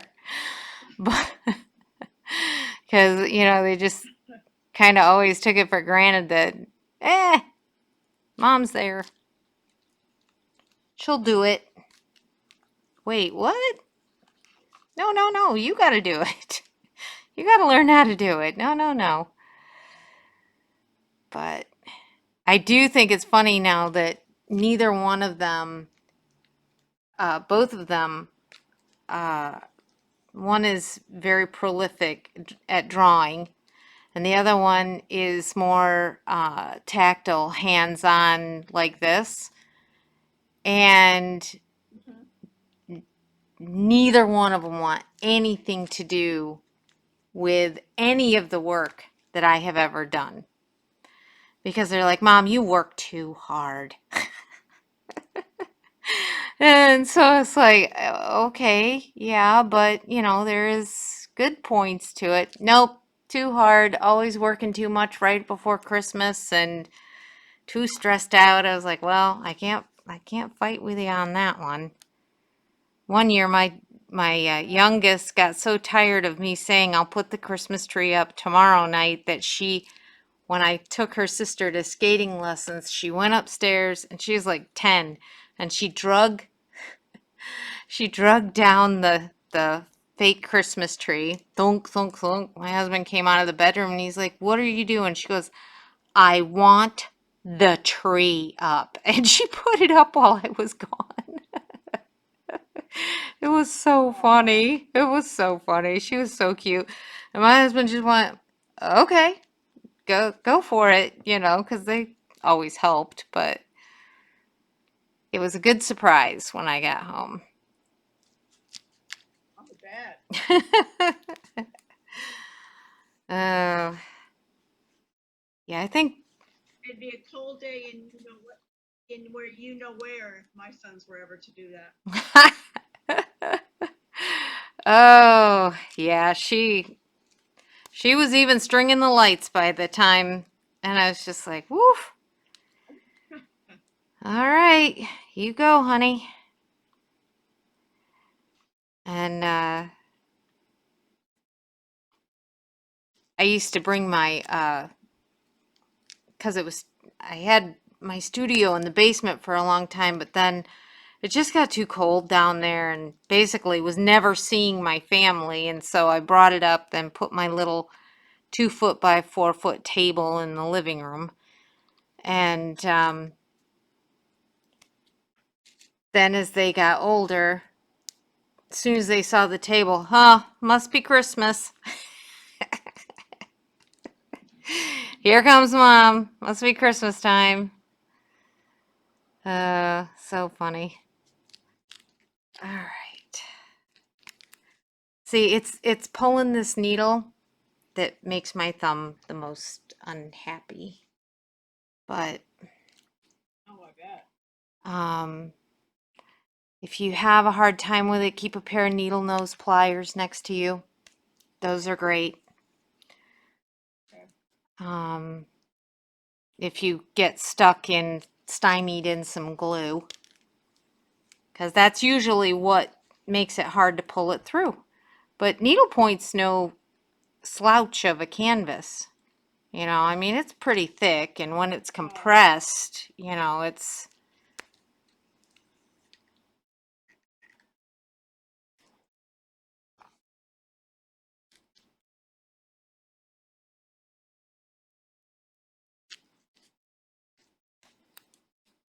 I've never worked with a curved, so this will be interesting. Yeah, you got to get the rubber grippers and the little leather because I, when I put it in, I'm kind of manipulating this end, helps me balance which way it's going. And as you push, you're pushing with that middle finger. That's the driving force. And if you don't use the grippers, what ends up happening is you end up erasing your fingerprints because that needle just keeps sliding through and slipping through, and it's like, okay, my fingers are slick now. It's gonna be a long time before I get those back. If I get around this and it's doing the same thing, we're moving on. And it's just gonna be how it is because, yeah, yeah.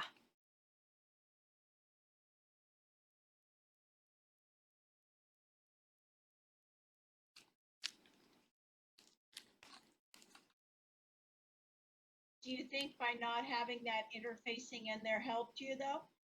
Well, it's as far as pulling the needle through, no. But as far as trying to No? keep it where it needs to be, yes. I think so. I mean, it still looks pretty even up there. And it's going to allow it to flex more so that it at least appears correct. Ugh.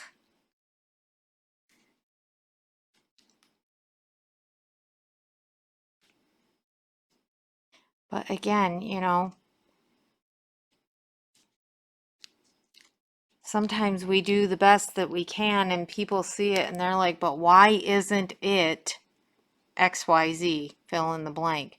We could slide that piece in afterwards, just make it a lot smaller so that there's a piece in there. Mm-hmm. And then just make sure to, pop these little guys up and over it. But I don't think we need to. I think we'll be okay because that backside's good and firm. So there's some substance to it. Um, Mm-hmm.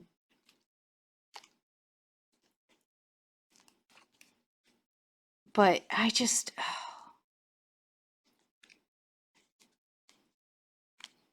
it does get old, I gotta say, when you're battling things like this and it's like, okay, I have made nothing on this piece because it has taken so long to engineer. And Right. but I tried to explain this to someone recently that you have your gravy pieces and you have these situations. So Mm-hmm. a lot of times it averages out, but if all you ever take are the gravy pieces, then, well, good for you, I guess, but it doesn't leave you with um things that you could do that could make you some more money. Mm-hmm. And this just, not everyone's going to be like this, and some of them can be the gravy things, and so you're just kind of killing your own profit margin because just doing round ornaments, oh, I'd be bored out of my mind. I mean, it just, and even those can be a problem. Some people stitch them and oh my goodness, I've had some that started out square and they decided to make it into a round, but they didn't rip out any stitches. So then you're cutting into stitches and darting stitches and trying to make it a round, or it's so misshapen because they didn't use a frame. And I mean, so misshapen. So misshapen. That there's no way. It's just, that it started off as a round, but just the stitches that they chose and the fibers that they chose, there's no way you're going to get it back to what it should be. So, um, and you got to monkey wrench it and try to, now you've just killed all your time trying to block it straight. So, Sure. it is definitely interesting. And the people that do things like that, I don't believe they're going to finish. They're the ones that just send it out, which is fine. I mean, I like having an extra job. You gotta have that as much as anything else, you know? Uh, Now, a question, do you ever, uh, like it when people take an extra row or two on the outside for you, or do you like it them to end it right where it's supposed to be? Right where it's supposed to be. Because if 90% of the time they don't tell me that if the store or the customer, which is the store to me, doesn't say don't include, we don't want to see these stitches, how do I know? And so I just do it assuming that you want to see those stitches. And so so then, when if it comes back because they didn't want to see the stitches, it's like, okay, but do you realize how thick the seams are going to be? Because now you've got to turn under 2 rows of stitches. There's a place for the stitch thing. The belts, if you have a border around the edge, don't do it with some weird color either. Make it the same color. You know, they like to do white. And it's like, why white? Because it mimics the waste canvas? That doesn't help us. So, and definitely never on any of like my 3D stuff. Oh, forget it. That's going straight back and being told you've got to rip these stitches out, or I do it myself. I have done that because it's like the amount of time it's going to take. Really rips into your time. Oh my gosh, right? So do you see what the other issue is? I just noticed it. When we try to get it, this curve goes higher than that curve. So I'd have to bury a little bit, yeah. Yeah. And I don't want to lose the tip of the Right. staple. Yeah, exactly.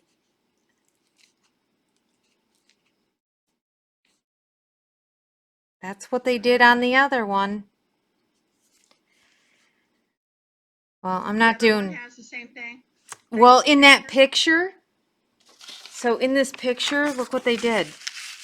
See how low that is? That low that arch is compared to that? Totally different. But we're not going to do any more than that.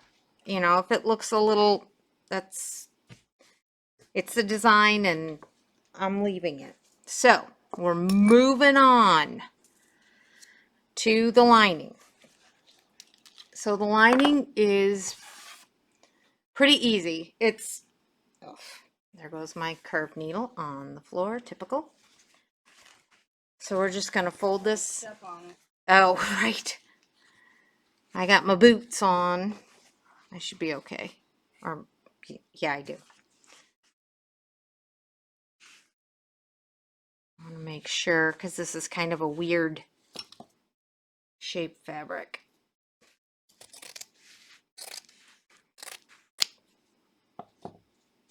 You know what? This is navy. That's hilarious. It was in look at the navy fibers there. Huh. Very dark. Very, very, I thought for sure it was black. All right, so now what we need to do, because we only need to mark on one side of our fabric, right, is come up. This is where I need a little more pencil out. Okay. And this is where it's at here. And I think for this, I am going to put a pencil line here. All right. And we go around it. Now, whenever I have a top, I mark where, like with an eyeglass case, I mark where to stop. So see, look at it. It's even looks wonky there. So we come in, hold on. I want you guys to be able to see it. So I always do a little angle down. And then we come in about 1/4 of an inch.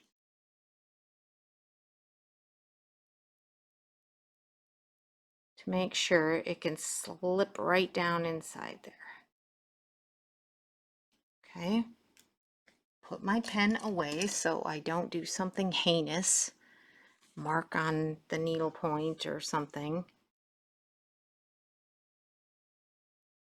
Just put a couple of pins so it doesn't shift, doesn't have to be over pinned. Now the reason that I did this is because when this goes down inside, this won't be up as high as it was, but it'll give me a rough idea of where it is and kind of where to dart. And you got to be careful though doing that, because certain fabrics you'll be able to see the mark right through it, but hopefully we won't see it there, which nah, Moray's pretty even keeled in that respect. All right. And then we turn like that. Not that you necessarily need, come on you. So I sew right down those angles, okay?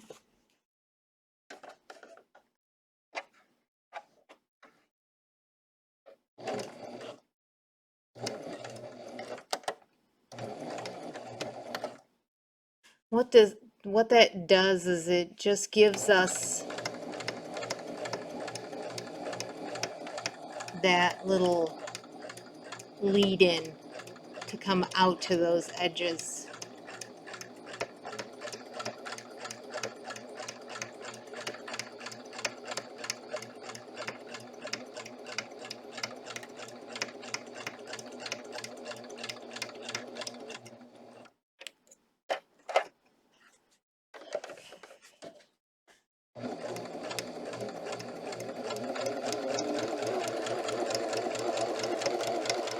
I don't ever have my thing on hyper speed because I tend to end up with a lead foot. And it's just like, wah, oh, now I made a notch and it doesn't follow and it looks terrible. Okay.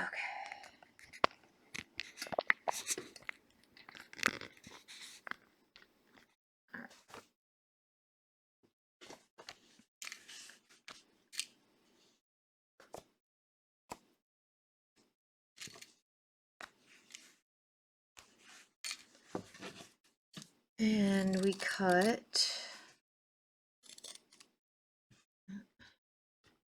up a little. I cut pretty closely. 1/8.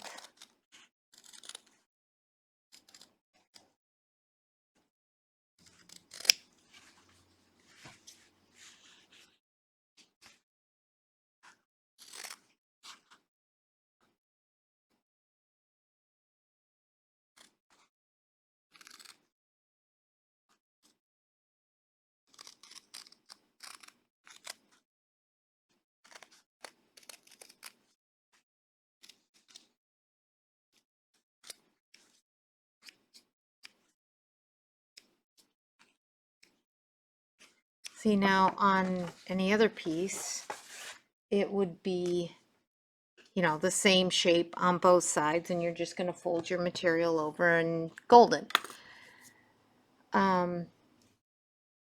But obviously we get to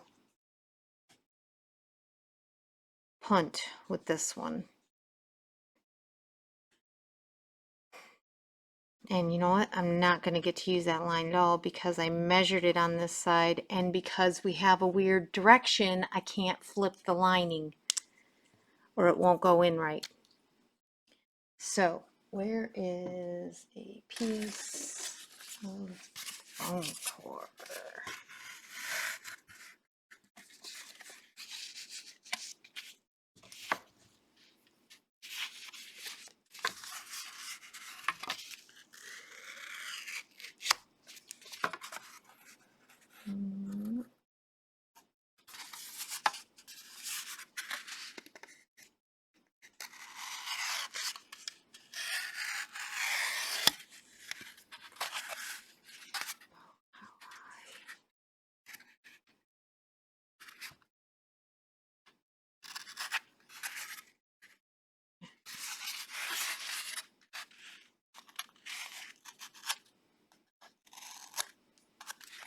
I don't usually whittle on these, but my cutting mat is off to the side.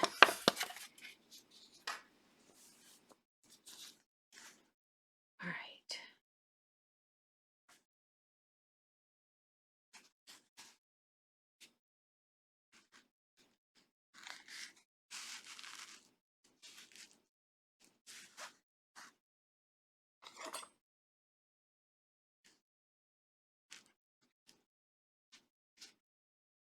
Okay.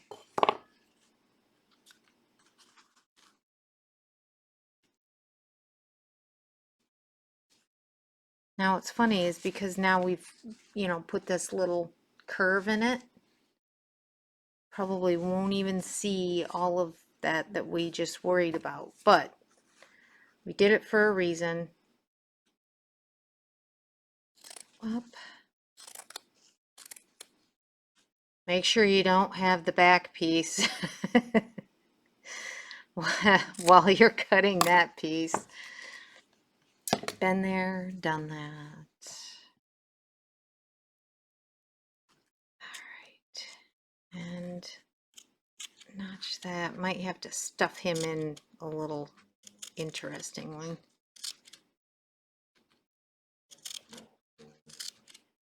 I only come down about 1/8. We just want to make sure that it's enough to not have issues with it forming to the mouth of this. You don't have to go way down in. It's not like the waste canvas. All right, so doll needle time, nail time. I'm gonna work these in now. We're turning those right inside.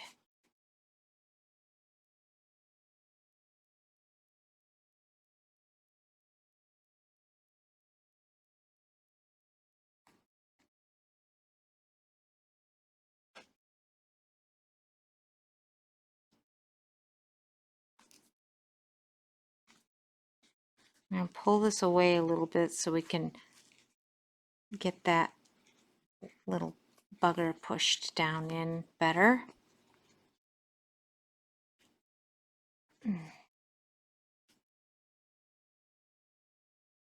Sometimes being on camera is not conducive to the angle I need it at. There. That's a little better. I can feel that somebody isn't turned over. All right. Need to chop you better.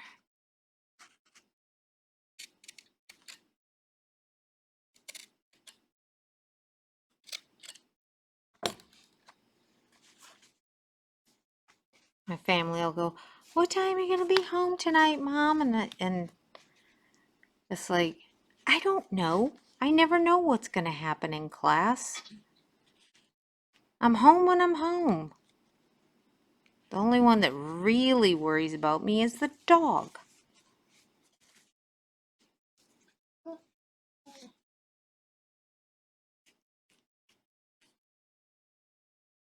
But he's a mama's boy.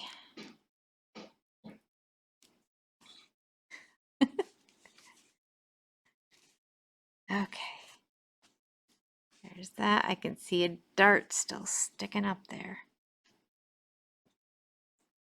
You need to get under. I do not have any moisture in my skin right now.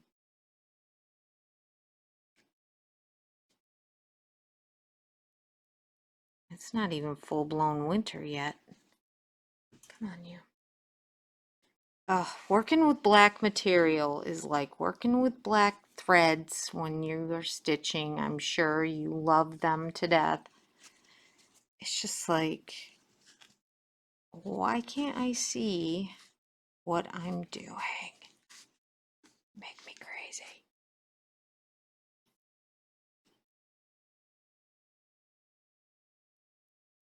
I like moirés sometimes because I can follow the line across. Oh, that needs to go in a little further. Oh, yes, we're not on the right line. Okay. And now we just do whoop.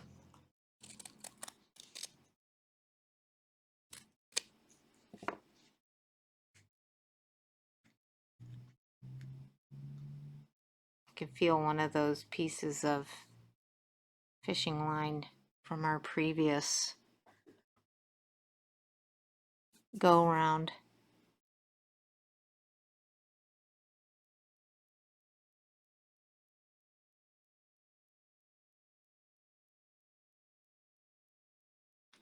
There it is. It's like a little fish bone in there. Yeah, I think this will be fine. It's not too loose. Not at all. All right. And I'm not pinning that until I get these darted.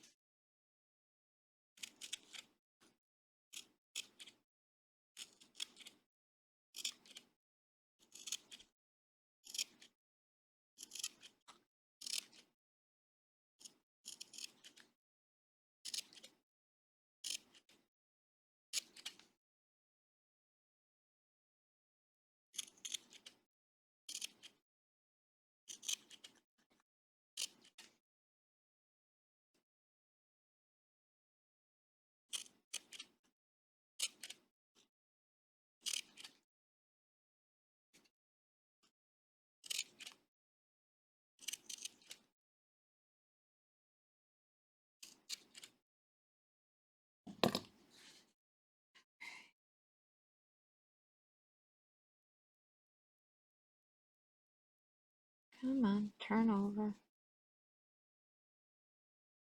So you fold those under, okay? And you just pin them. Just like that. Again, you want to give your, using that edge is how you get your curve.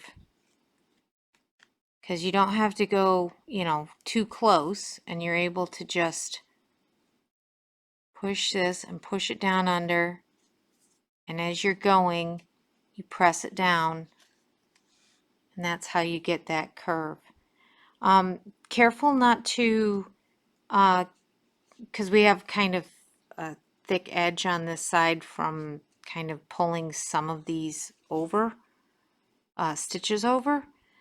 Careful with when you're lining that you don't shove too far beyond, so you want to try to make sure that your cording is up and doesn't sink back in, because it likes to, I'll show you as I'm putting it on, it likes to try to do that. The cording likes to try to roll in when it doesn't have an opposite side to fight against. So try to keep it up, your lining. you don't want it like too far beyond, but you don't want it too far down. So, all right, I gotta finish this other side. This front piece of this is kind of making me a little nuts because it looks a little wrinkled, and I feel like it's just doing that because of not having this back side turned over. But we may have to do some more weird fudging again.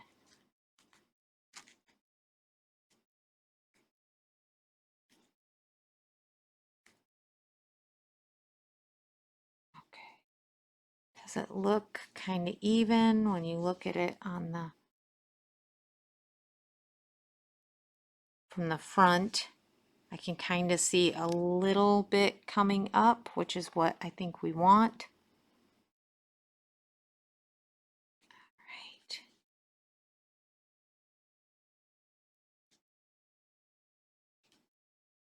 Okay. All right. Now,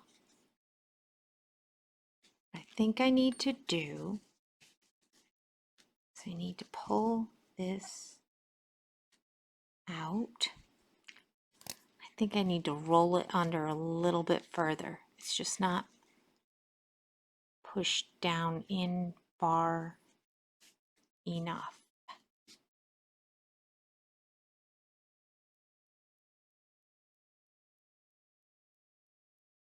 Yeah. Yeah. That's it. Okay.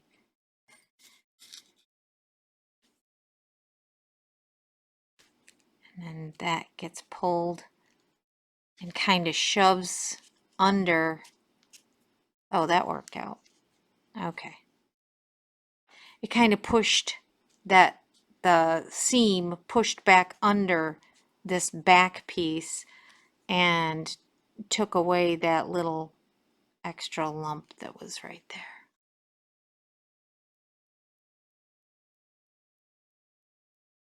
So is yours, oh, you got your mic off.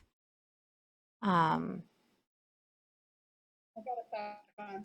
Okay, is yours like a double curve top? What's the shape that you're working with? Mine's the same on both sides, and it's flat on the top. Oh, nice. So is it like this front piece? Like this? And comes down like this? Yeah. I can do. I'll probably show you. Let me see. Oh, Can you see it? oh yeah. Yeah, exactly. Oh. Well, I tell you, if it looks Well, pretty counted, if it looks, I think you might be okay. It definitely doesn't, but I'm the one that I'm the one that stitched it, so better be.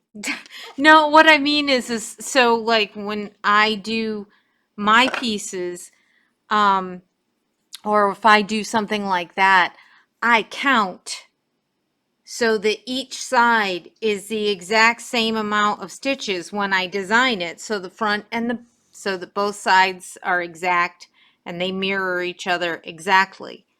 So when you count stitch paint, it's totally different than just drawing it on and going, oh, this looks pretty. Right. So, but that one kind of looked good to me in that it wasn't totally that way. That's got a little bit of thickness there, but I'm not going to worry about it. So now you just got to remember to leave holes here and here. Of course. For the cording. Yep. Some people would probably say, well, I'm going to, so when I sew on any kind of fabric to needlepoint, always reach this way, this way, this way. Okay, so that the fabric is being pulled towards. It just pulls it nice and tight when you're grabbing. So we go get ourselves up here. It's the way I sew pillows closed, any of that kind of stuff. It always is towards the needle point.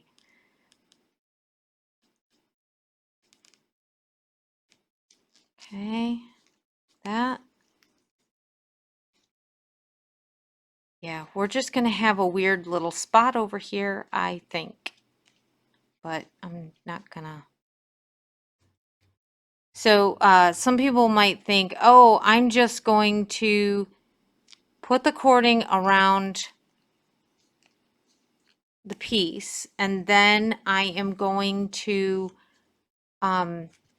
do the loop thing separately so that I don't have to make really long cording.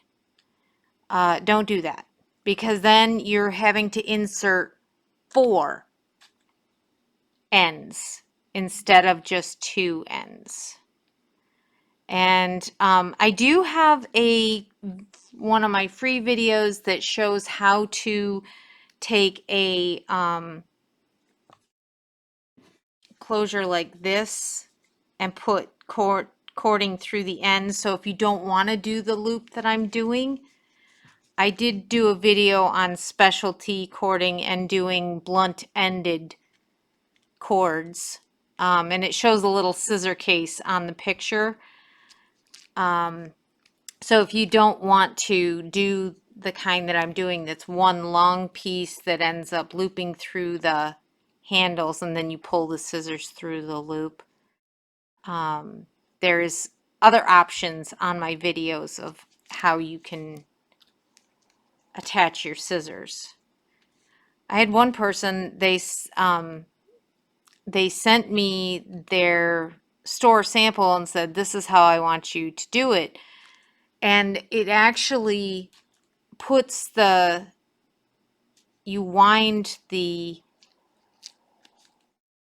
cording right around the scissors, so that if for some reason your scissors break or something like that and you want to replace it, you got to replace the whole cord. And I was like, oof, okay, because like nothing's ever going to break on me. I mean, those little tiny scissors, they have such little tiny, the points are so delicate. I can imagine myself very quickly. The crane scissors are the ones that she always used, had me put on. And I just look at the tips of those and it's like, geez, okay. I can see myself busting those because I'm just a bull in a china shop with stuff.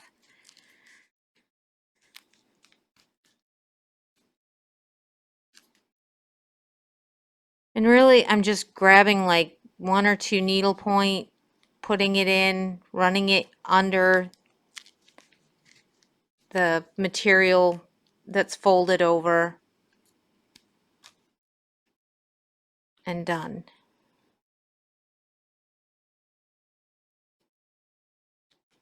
Where am I? Oof, this dark navy stitching and this, jeez. Now, as I'm doing this, I'm going to have to kind of bow that out. So I'm going to put a knot in now.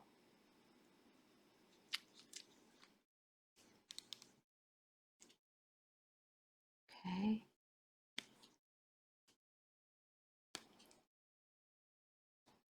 And I'm going to come down through the needle point. Come on.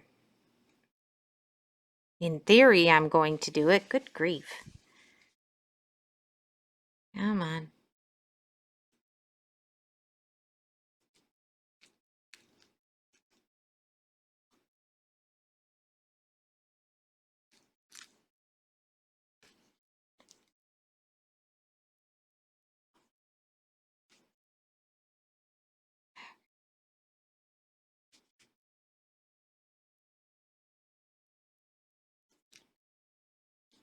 You can see little fuzzy bits of moire sticking out there. Stop that.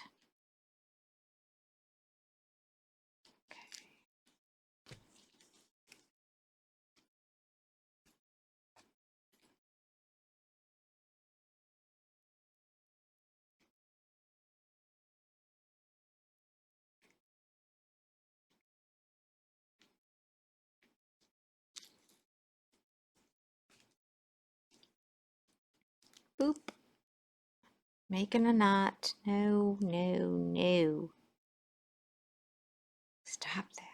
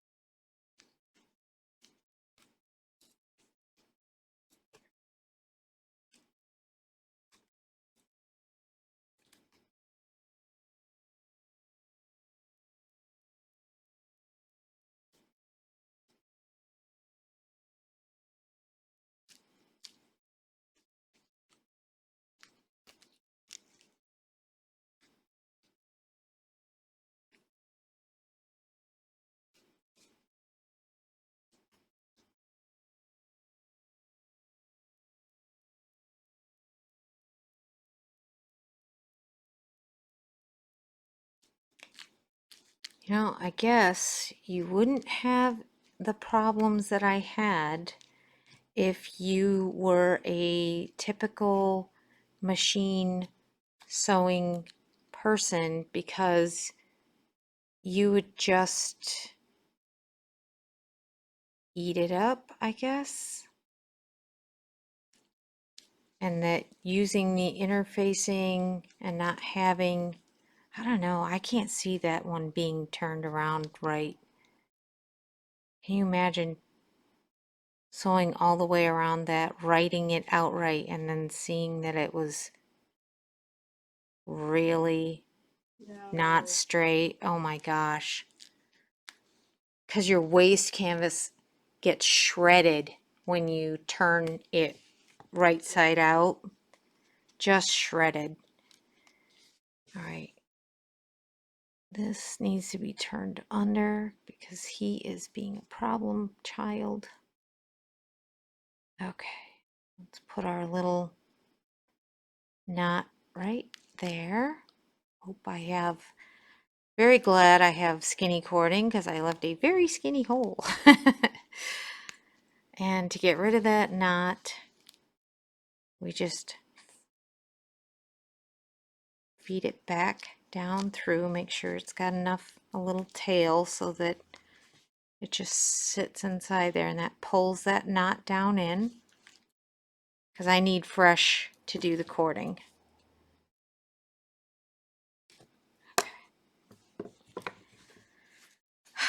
So now I think that's pretty good, It looks great. right? Okay. 1,000 times better than what it was. So we have to think about how we're going to bring this around, because I usually have it go across the top, around, around, across. But with this blunt side,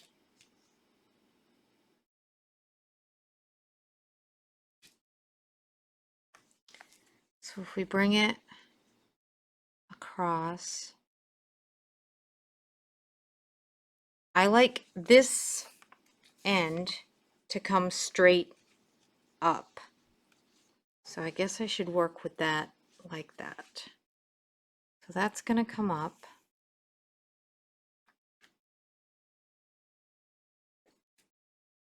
Then this, like that. So it starts here, goes around. Yes. Okay.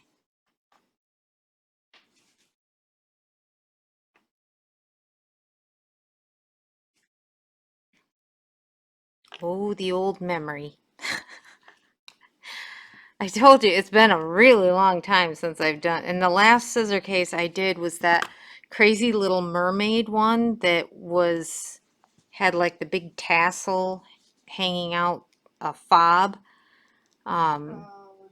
It's on my Instagram. But I did it like that. Came around like that. Oh, I think I like that better. Then I would come up and go back up. Okay, we do that. I was worried about having it come across here, loop up there. I'd like to see a better transition. So I think we'll do it up first. I know. Why does it matter, Kelly? Well, it doesn't, but my brain likes it better, so.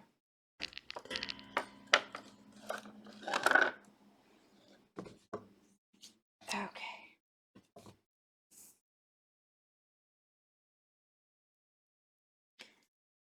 One, two.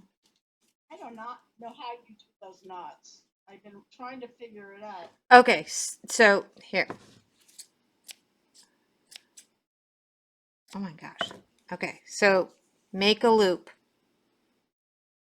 Hold where they meet.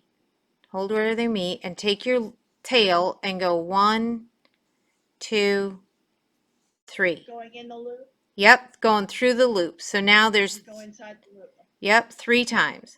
Then pull it tight. Okay? Okay. Then bring the loop around again. Make another loop, but this time I want you to keep the knot and where it crosses together. Okay? Okay. Now go back through the loop 3 more times. 1,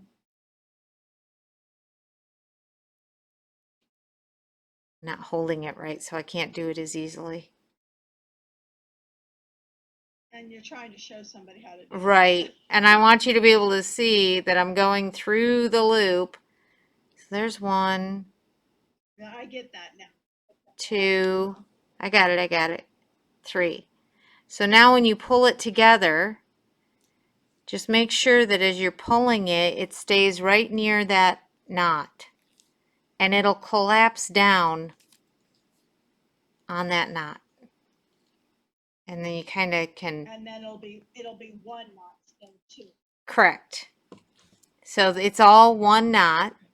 Thank you for showing me. No problem.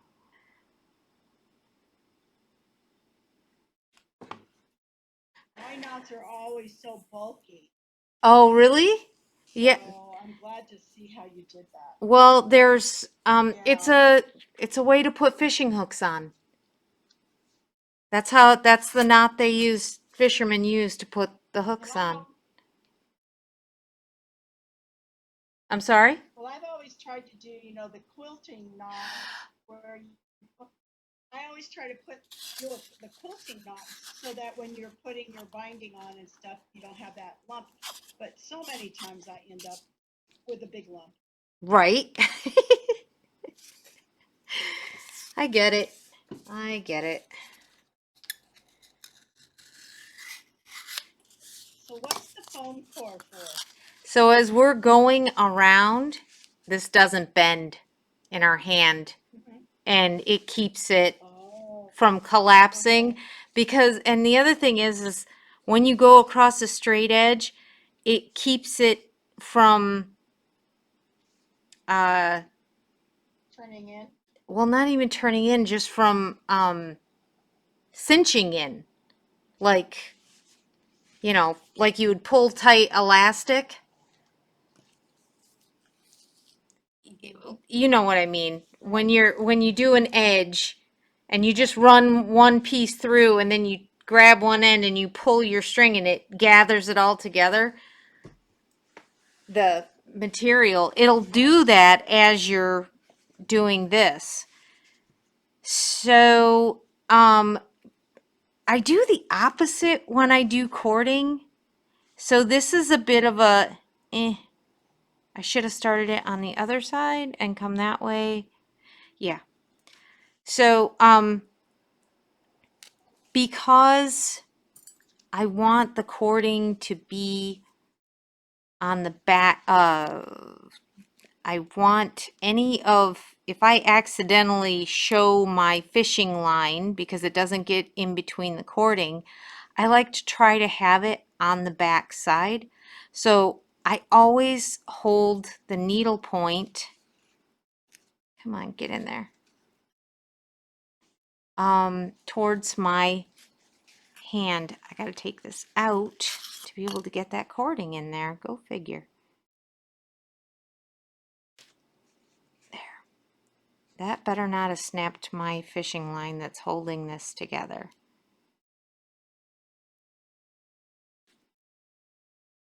Okay, it didn't. It's like, oh no. Okay. Okay. Hopefully it was just the fishing line that was at the end of this lovely thing. Okay. And because as I'm doing this, I'll be pulling it towards the front. So it won't be pulling towards the back that way. So hopefully it won't roll to the back as much. So I bring this up. Now, cording. When I put cording on,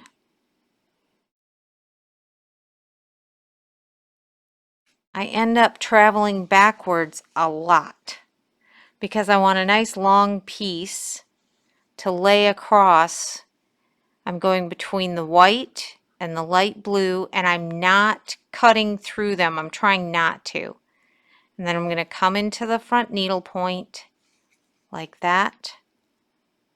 Hopefully, if my needle will go through, and I'm coming back up into right where the edge is, not on the front side because you'll see it. And now as I bring this in and pull it tight, I twist it and make sure that it goes. All right, I gotta bring, hold on. I figured this out the other day. I need to wear light colored pants, but I don't own light colored pants, so pressing cloth it is.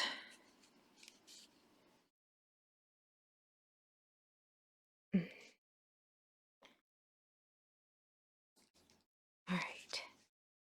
Otherwise it blows out the color and you don't have good details because it's compensating for the light. And I need to kind of have this cording dangle as I'm working with it.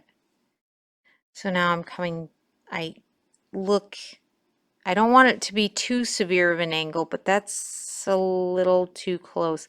So I'm going to go into the navy.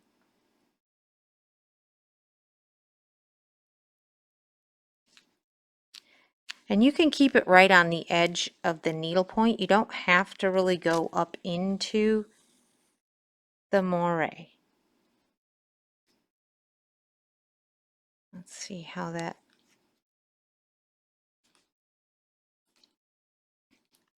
I don't like the way that first stitch is laying.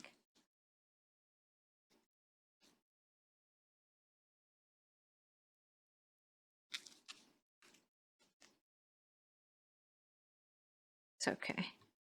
Can't see that previous. Got it nice and tight right in between that section.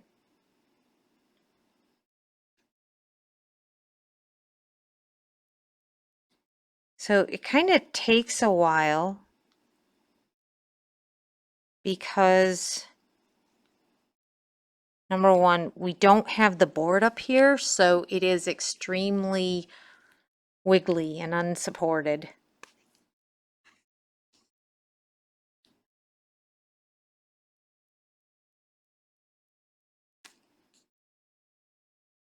Stop that.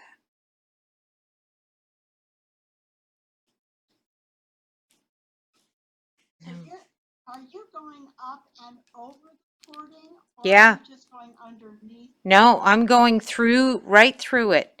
So here's where we ended, where we came up from the needle point.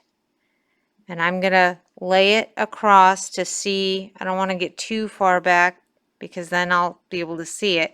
And I'm going through the navy, coming back into the needle point,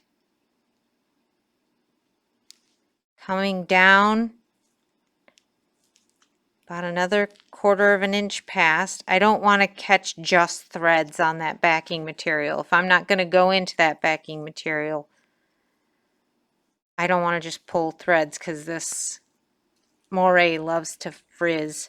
So as it comes down, it's going to slide right between that navy and that light blue, and you cinch it down.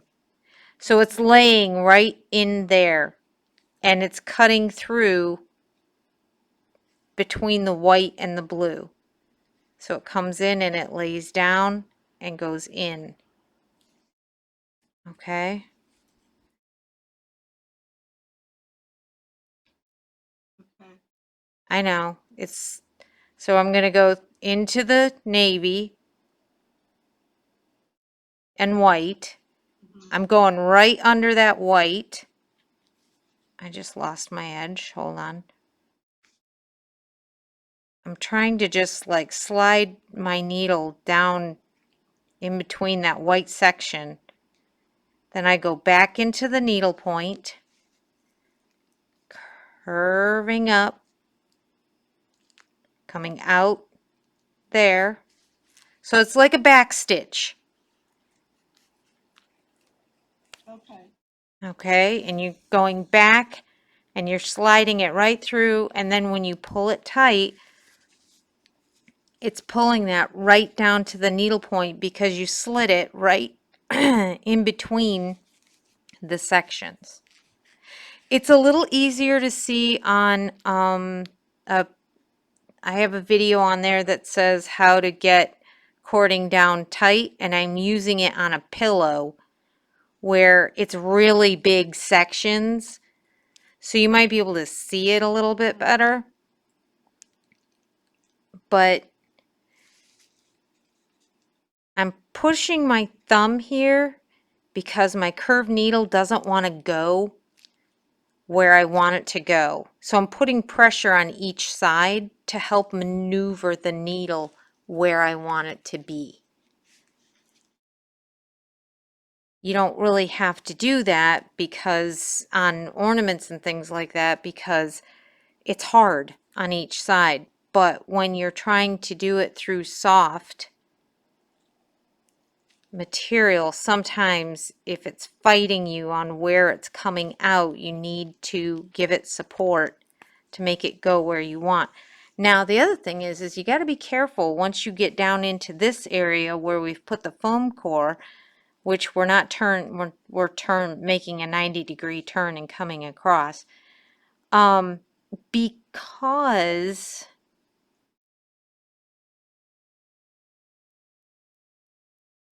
you don't want to go too deep and get into your lining and potentially sew your piece shut. That is bad. I did that on the tote applique that I did. I went right I was like, I'll never make it through all of these layers and everything. This stuff's too thick. Totally did. Sewed part of the pocket shut. It's like, good thing this thing is so tight that it's so hard to get canvas through that it's not going to be a problem. Now we don't have to worry about this. Yeah, we do, because I got to bring that loop back down. Okay, ignore what I was about to say. Still got to make sure to keep your hole there. So I'm going to come into the lining fabric to keep our stitch out of the way.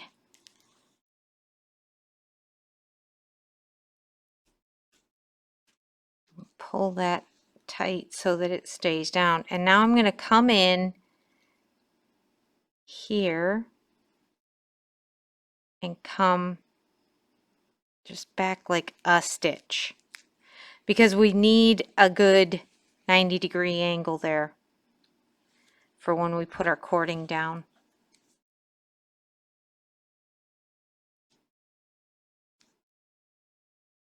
Because that cord's going to come up and it's going to hide it, but we're going to be bringing that loop back down and stabbing it in there. So I'm going to leave a little play there so we can cinch it down a little more once we get everybody converging on the same point. Yeah. So I'm going to come up. I am on the wrong side now. I need to be in the lining at this point. Toot, toot, toot. Could have stayed where I was. Oh well. I'm like, why is this not going into the angle of the sections the correct way? That's why.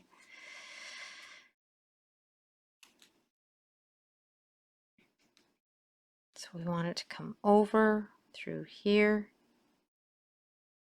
coming right in between that white section. I'm going to bring it right back. That.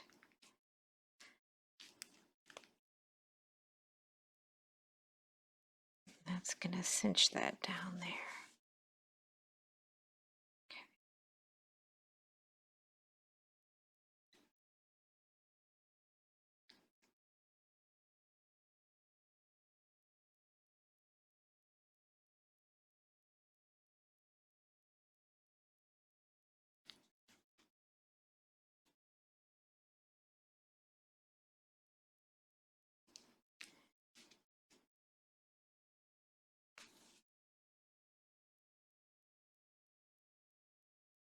Oop.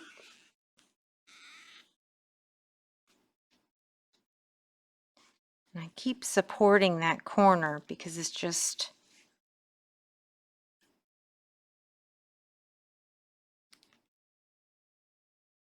we don't want it to pull away our stitching, to pull it away. It's not easy to get in to this area.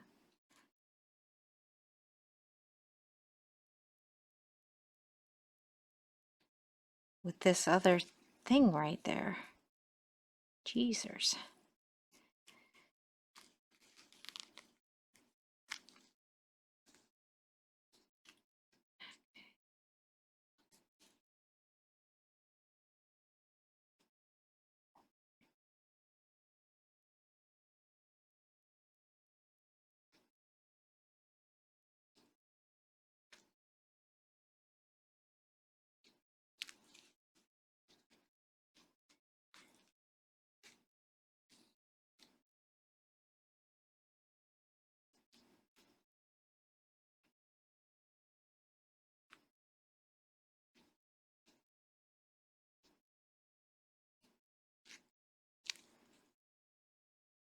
I can tell that that interfacing is not in there because it's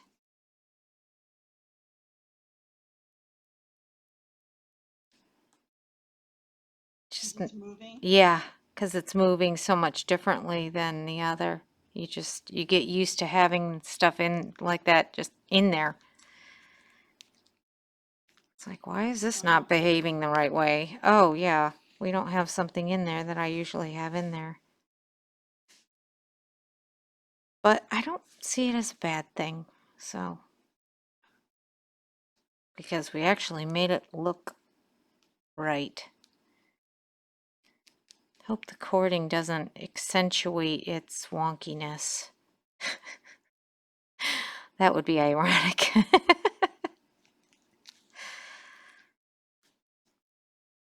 So now, do you need to keep that hole on that side open, or No. can you close that up now? Yeah, we can close that because they're gonna begin and end over here. Or it's gonna come up and then we'll loop it back down and stuff it in there.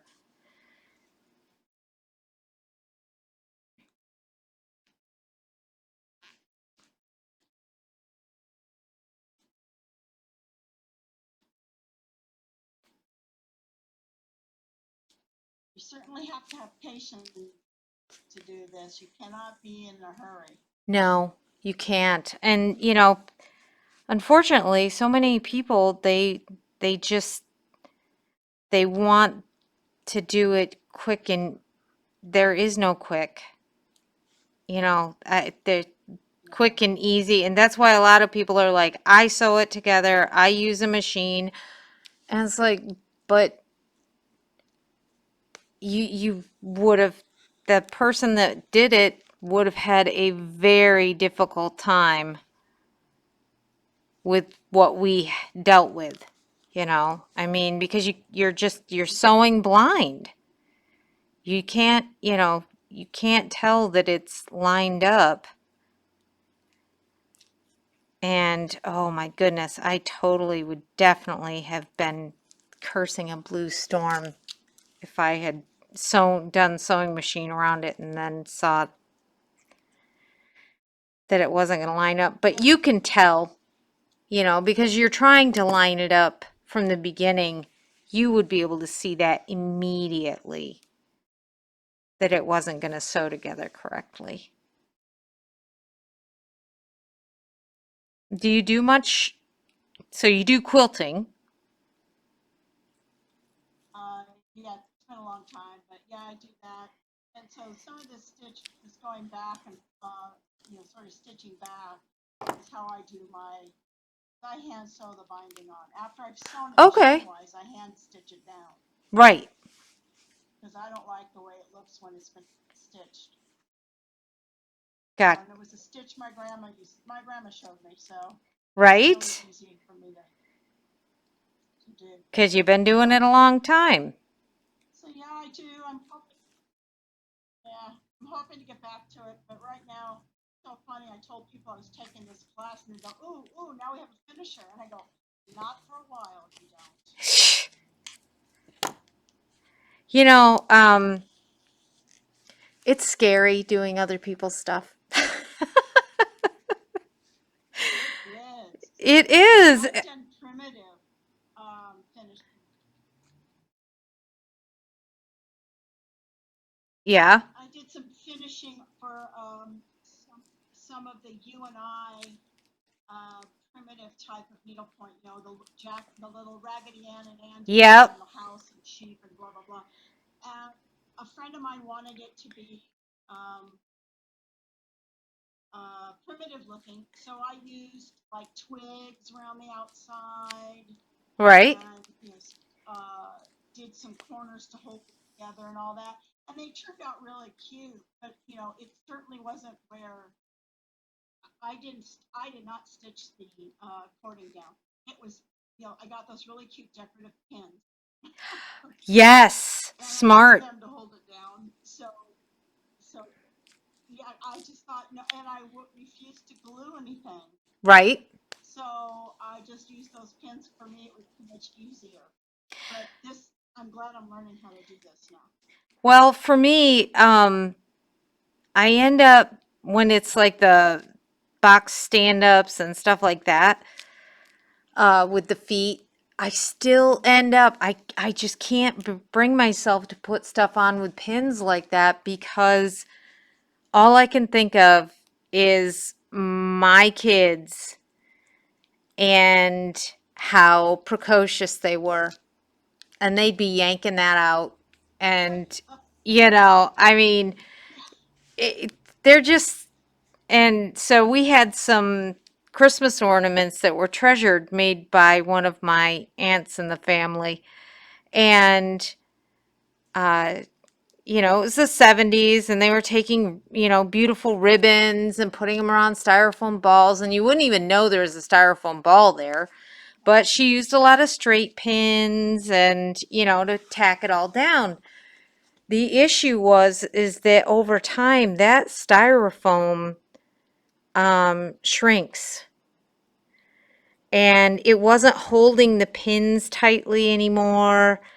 And, so from the 70s when she made them to, I still have some, and you try to make sure to shore everybody up when you get them out, make sure everybody's still doing okay. And, but by this point, the acetate in the ribbon is, not all that happy because the things that they were made out of aren't as UV protected. And, so you try to keep them and you try to keep them nice. But I just can remember as a kid too, we got to make some. My mom was like, okay, we know you guys love them. Let's make some for our family. And yeah, I wanted to know how everything was made and how everything was done. So I'm the precocious one that would take apart pieces from, yeah, I'd take them apart to see how it was done. And never goes back in as tight as as the first time. So, it's like, yeah, that's my fault that this one's falling apart. And, but oh my gosh, my thumb hurts so much. Doing a lot of hand stitching. Lately, I have been. And so I just finished a full-size stocking today. I had another 3D ornament yesterday that it really is the shape of like it's a dreidel shape, but they wanted it finished like a buoy. So there was a string out out the top. Well, it's got an American flag on it. They specifically designed it, and then it had like it sort of looks like a buoy. It doesn't really, but anyway. So I had that, and then the day before that, I had another full-size stocking that was the class picture for the bean boot, with the rubber bottom on it, that big one. I had to finish that one the other day. So, I mean, I've been doing a ridiculous amount of hand sewing. It's like, my thumb is just like, are you kidding? You need to stop. And When do you stop taking pieces for the holidays? well, I kind of cleared my schedule for thinking my new line would be coming in. Some people would be stitching my new pieces, and I have about, I don't know, 10 of those, maybe. So, but I I said, I can't guarantee, past like October 26th, if the store ships it by, this week and I get it by next week, I'll, guarantee it by December, holidays. Because I have like three that are, yeah, like three that are the Hanukkah ones, the little band ones. So those are quick and easy. I need to look at, all right, I have tiny scissors here. She wants it extra long. Let's look at our picture here. See if we can guess. I'm going to say that's about right.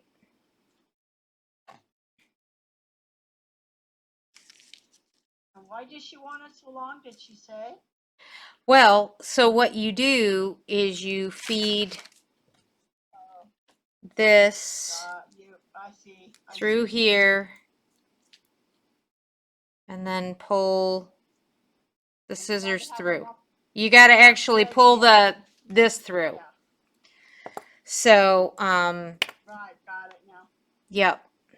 That's why I said I do have another video of fishing line that shows how to do it where it's just a blunt end so you don't have the double length, you know.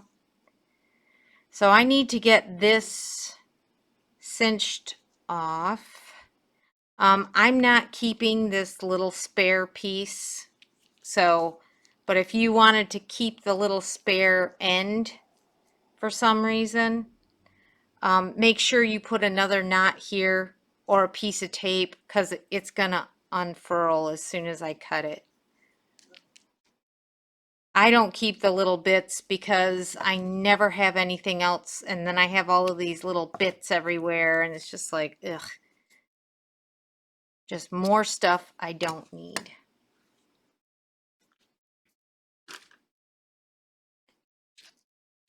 Or it's just not quite long enough or something, so I just stopped keeping all of the extras. Now we mash glue in. I pulled them out, but I can't find them. Put a little wet on my fingers so it doesn't stick to me and doesn't burn me. And the reason we make the little arrowhead on it so it's easier to push in, and as we're manipulating it in there, if the fishing line lets go, it's not a big deal.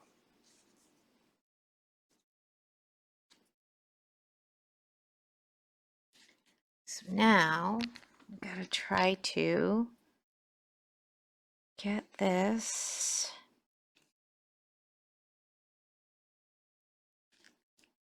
find our hole. Use the blunt end. There it is.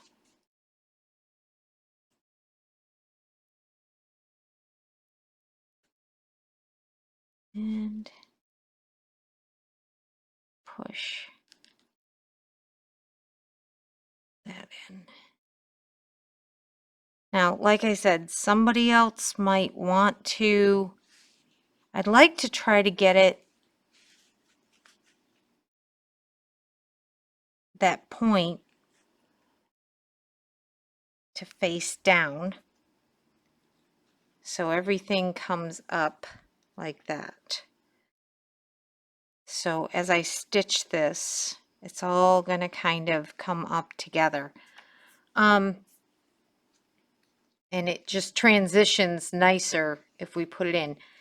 So like I said, some people are going to want to try to, oh dear, that's why it wouldn't go down. It's butting up against that. Some people are going to want to oh, I'm just going to make the cord separately and stick it down in.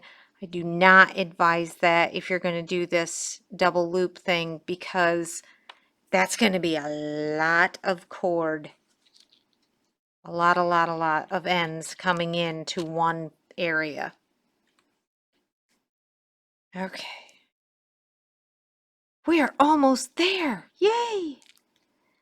Finally. Taking the long way.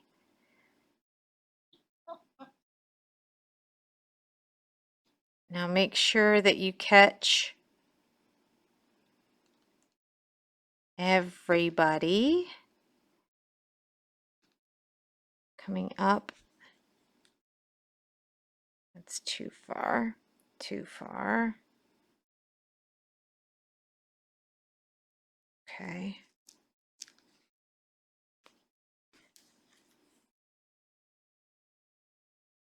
but it gives you some serious learning moments, that's for sure. Oh, yeah.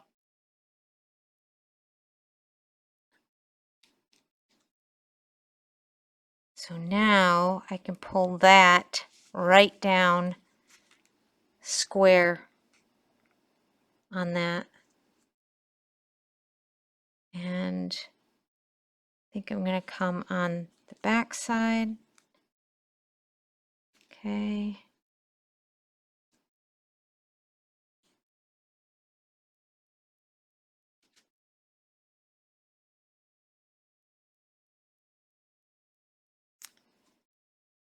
I'm going to come in between those two sections.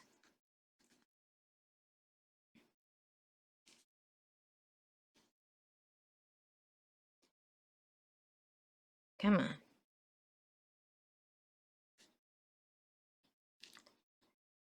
Come right in through there. Back.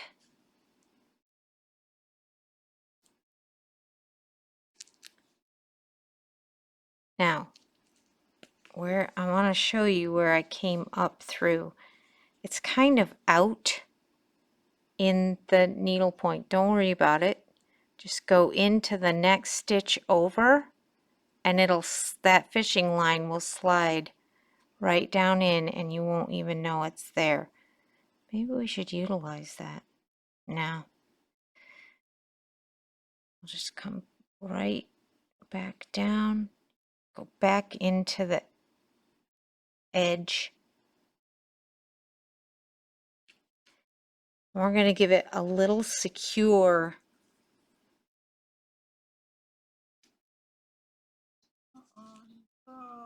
Uh-oh, really? I'll be back.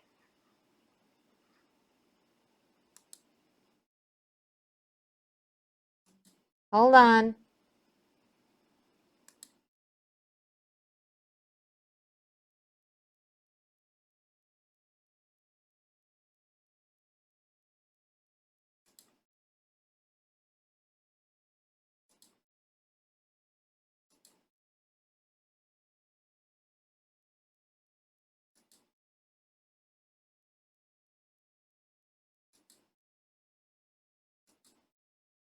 There? I am.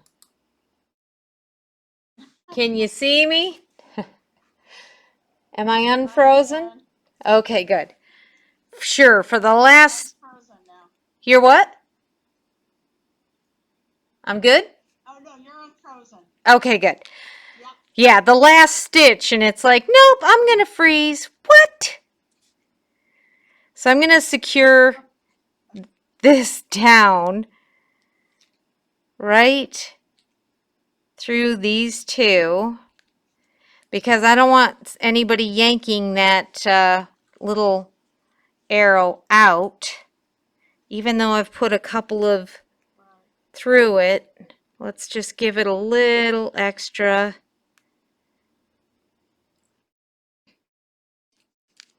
Okay.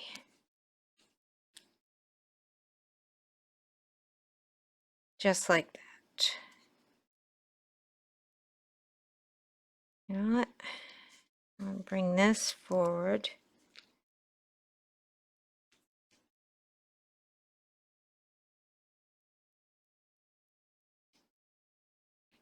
I really want these to kind of lay together. So I'm going to bring it right through this navy blue one and white one right there. Oop, not catching you, not catching you. So it'll hold them together like that, kind of. Yeah, that's our last one. Okay, and then we knot.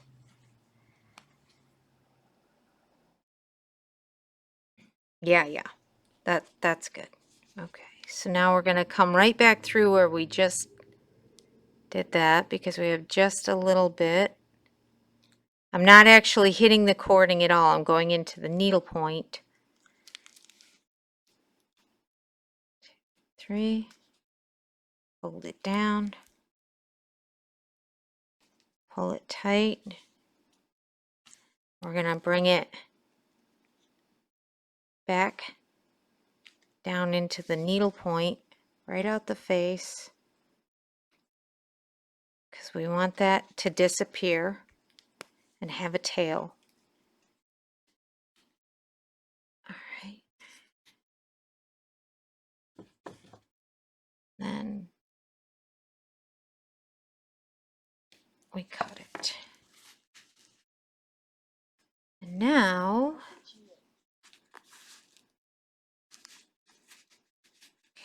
that's all good. Good, good, good.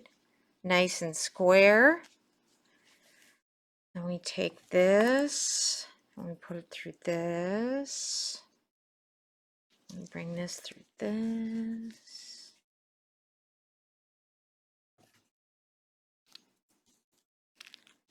I mean, it's a little bulky in my opinion, but my opinion doesn't matter. Ta-da! There we go. Yay! Nice. That turned out great. Thank you, Kim, for staying with me. Am I the only one left? Yeah. Yeah. Oh my gosh. Well, Thank you for a private lesson. right? Well, unfortunately, Margaret never made it back on. So, the other day with my makeup bag, no one was with me. So, yeah, that was, Close again. oh. All right, can you hear me? You can't hear me either?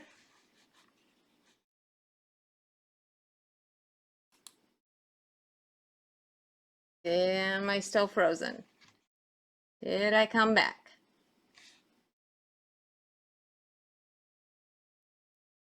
Okay. Hello. I'm here. I'll be back. Yeah.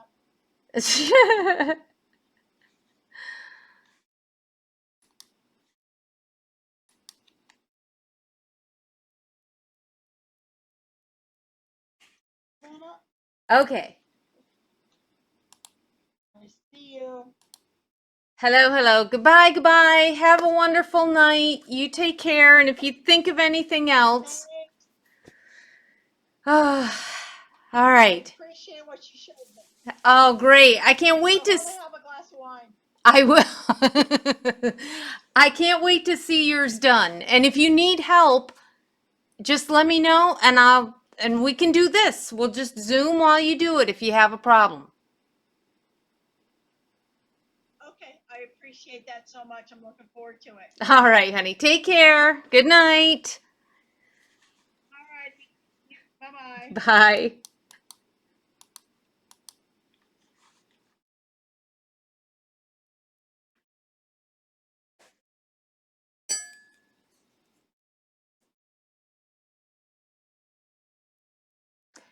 And if any of you need any help, please just contact me. You can message me on Facebook through my Stark Art page, or you have my email.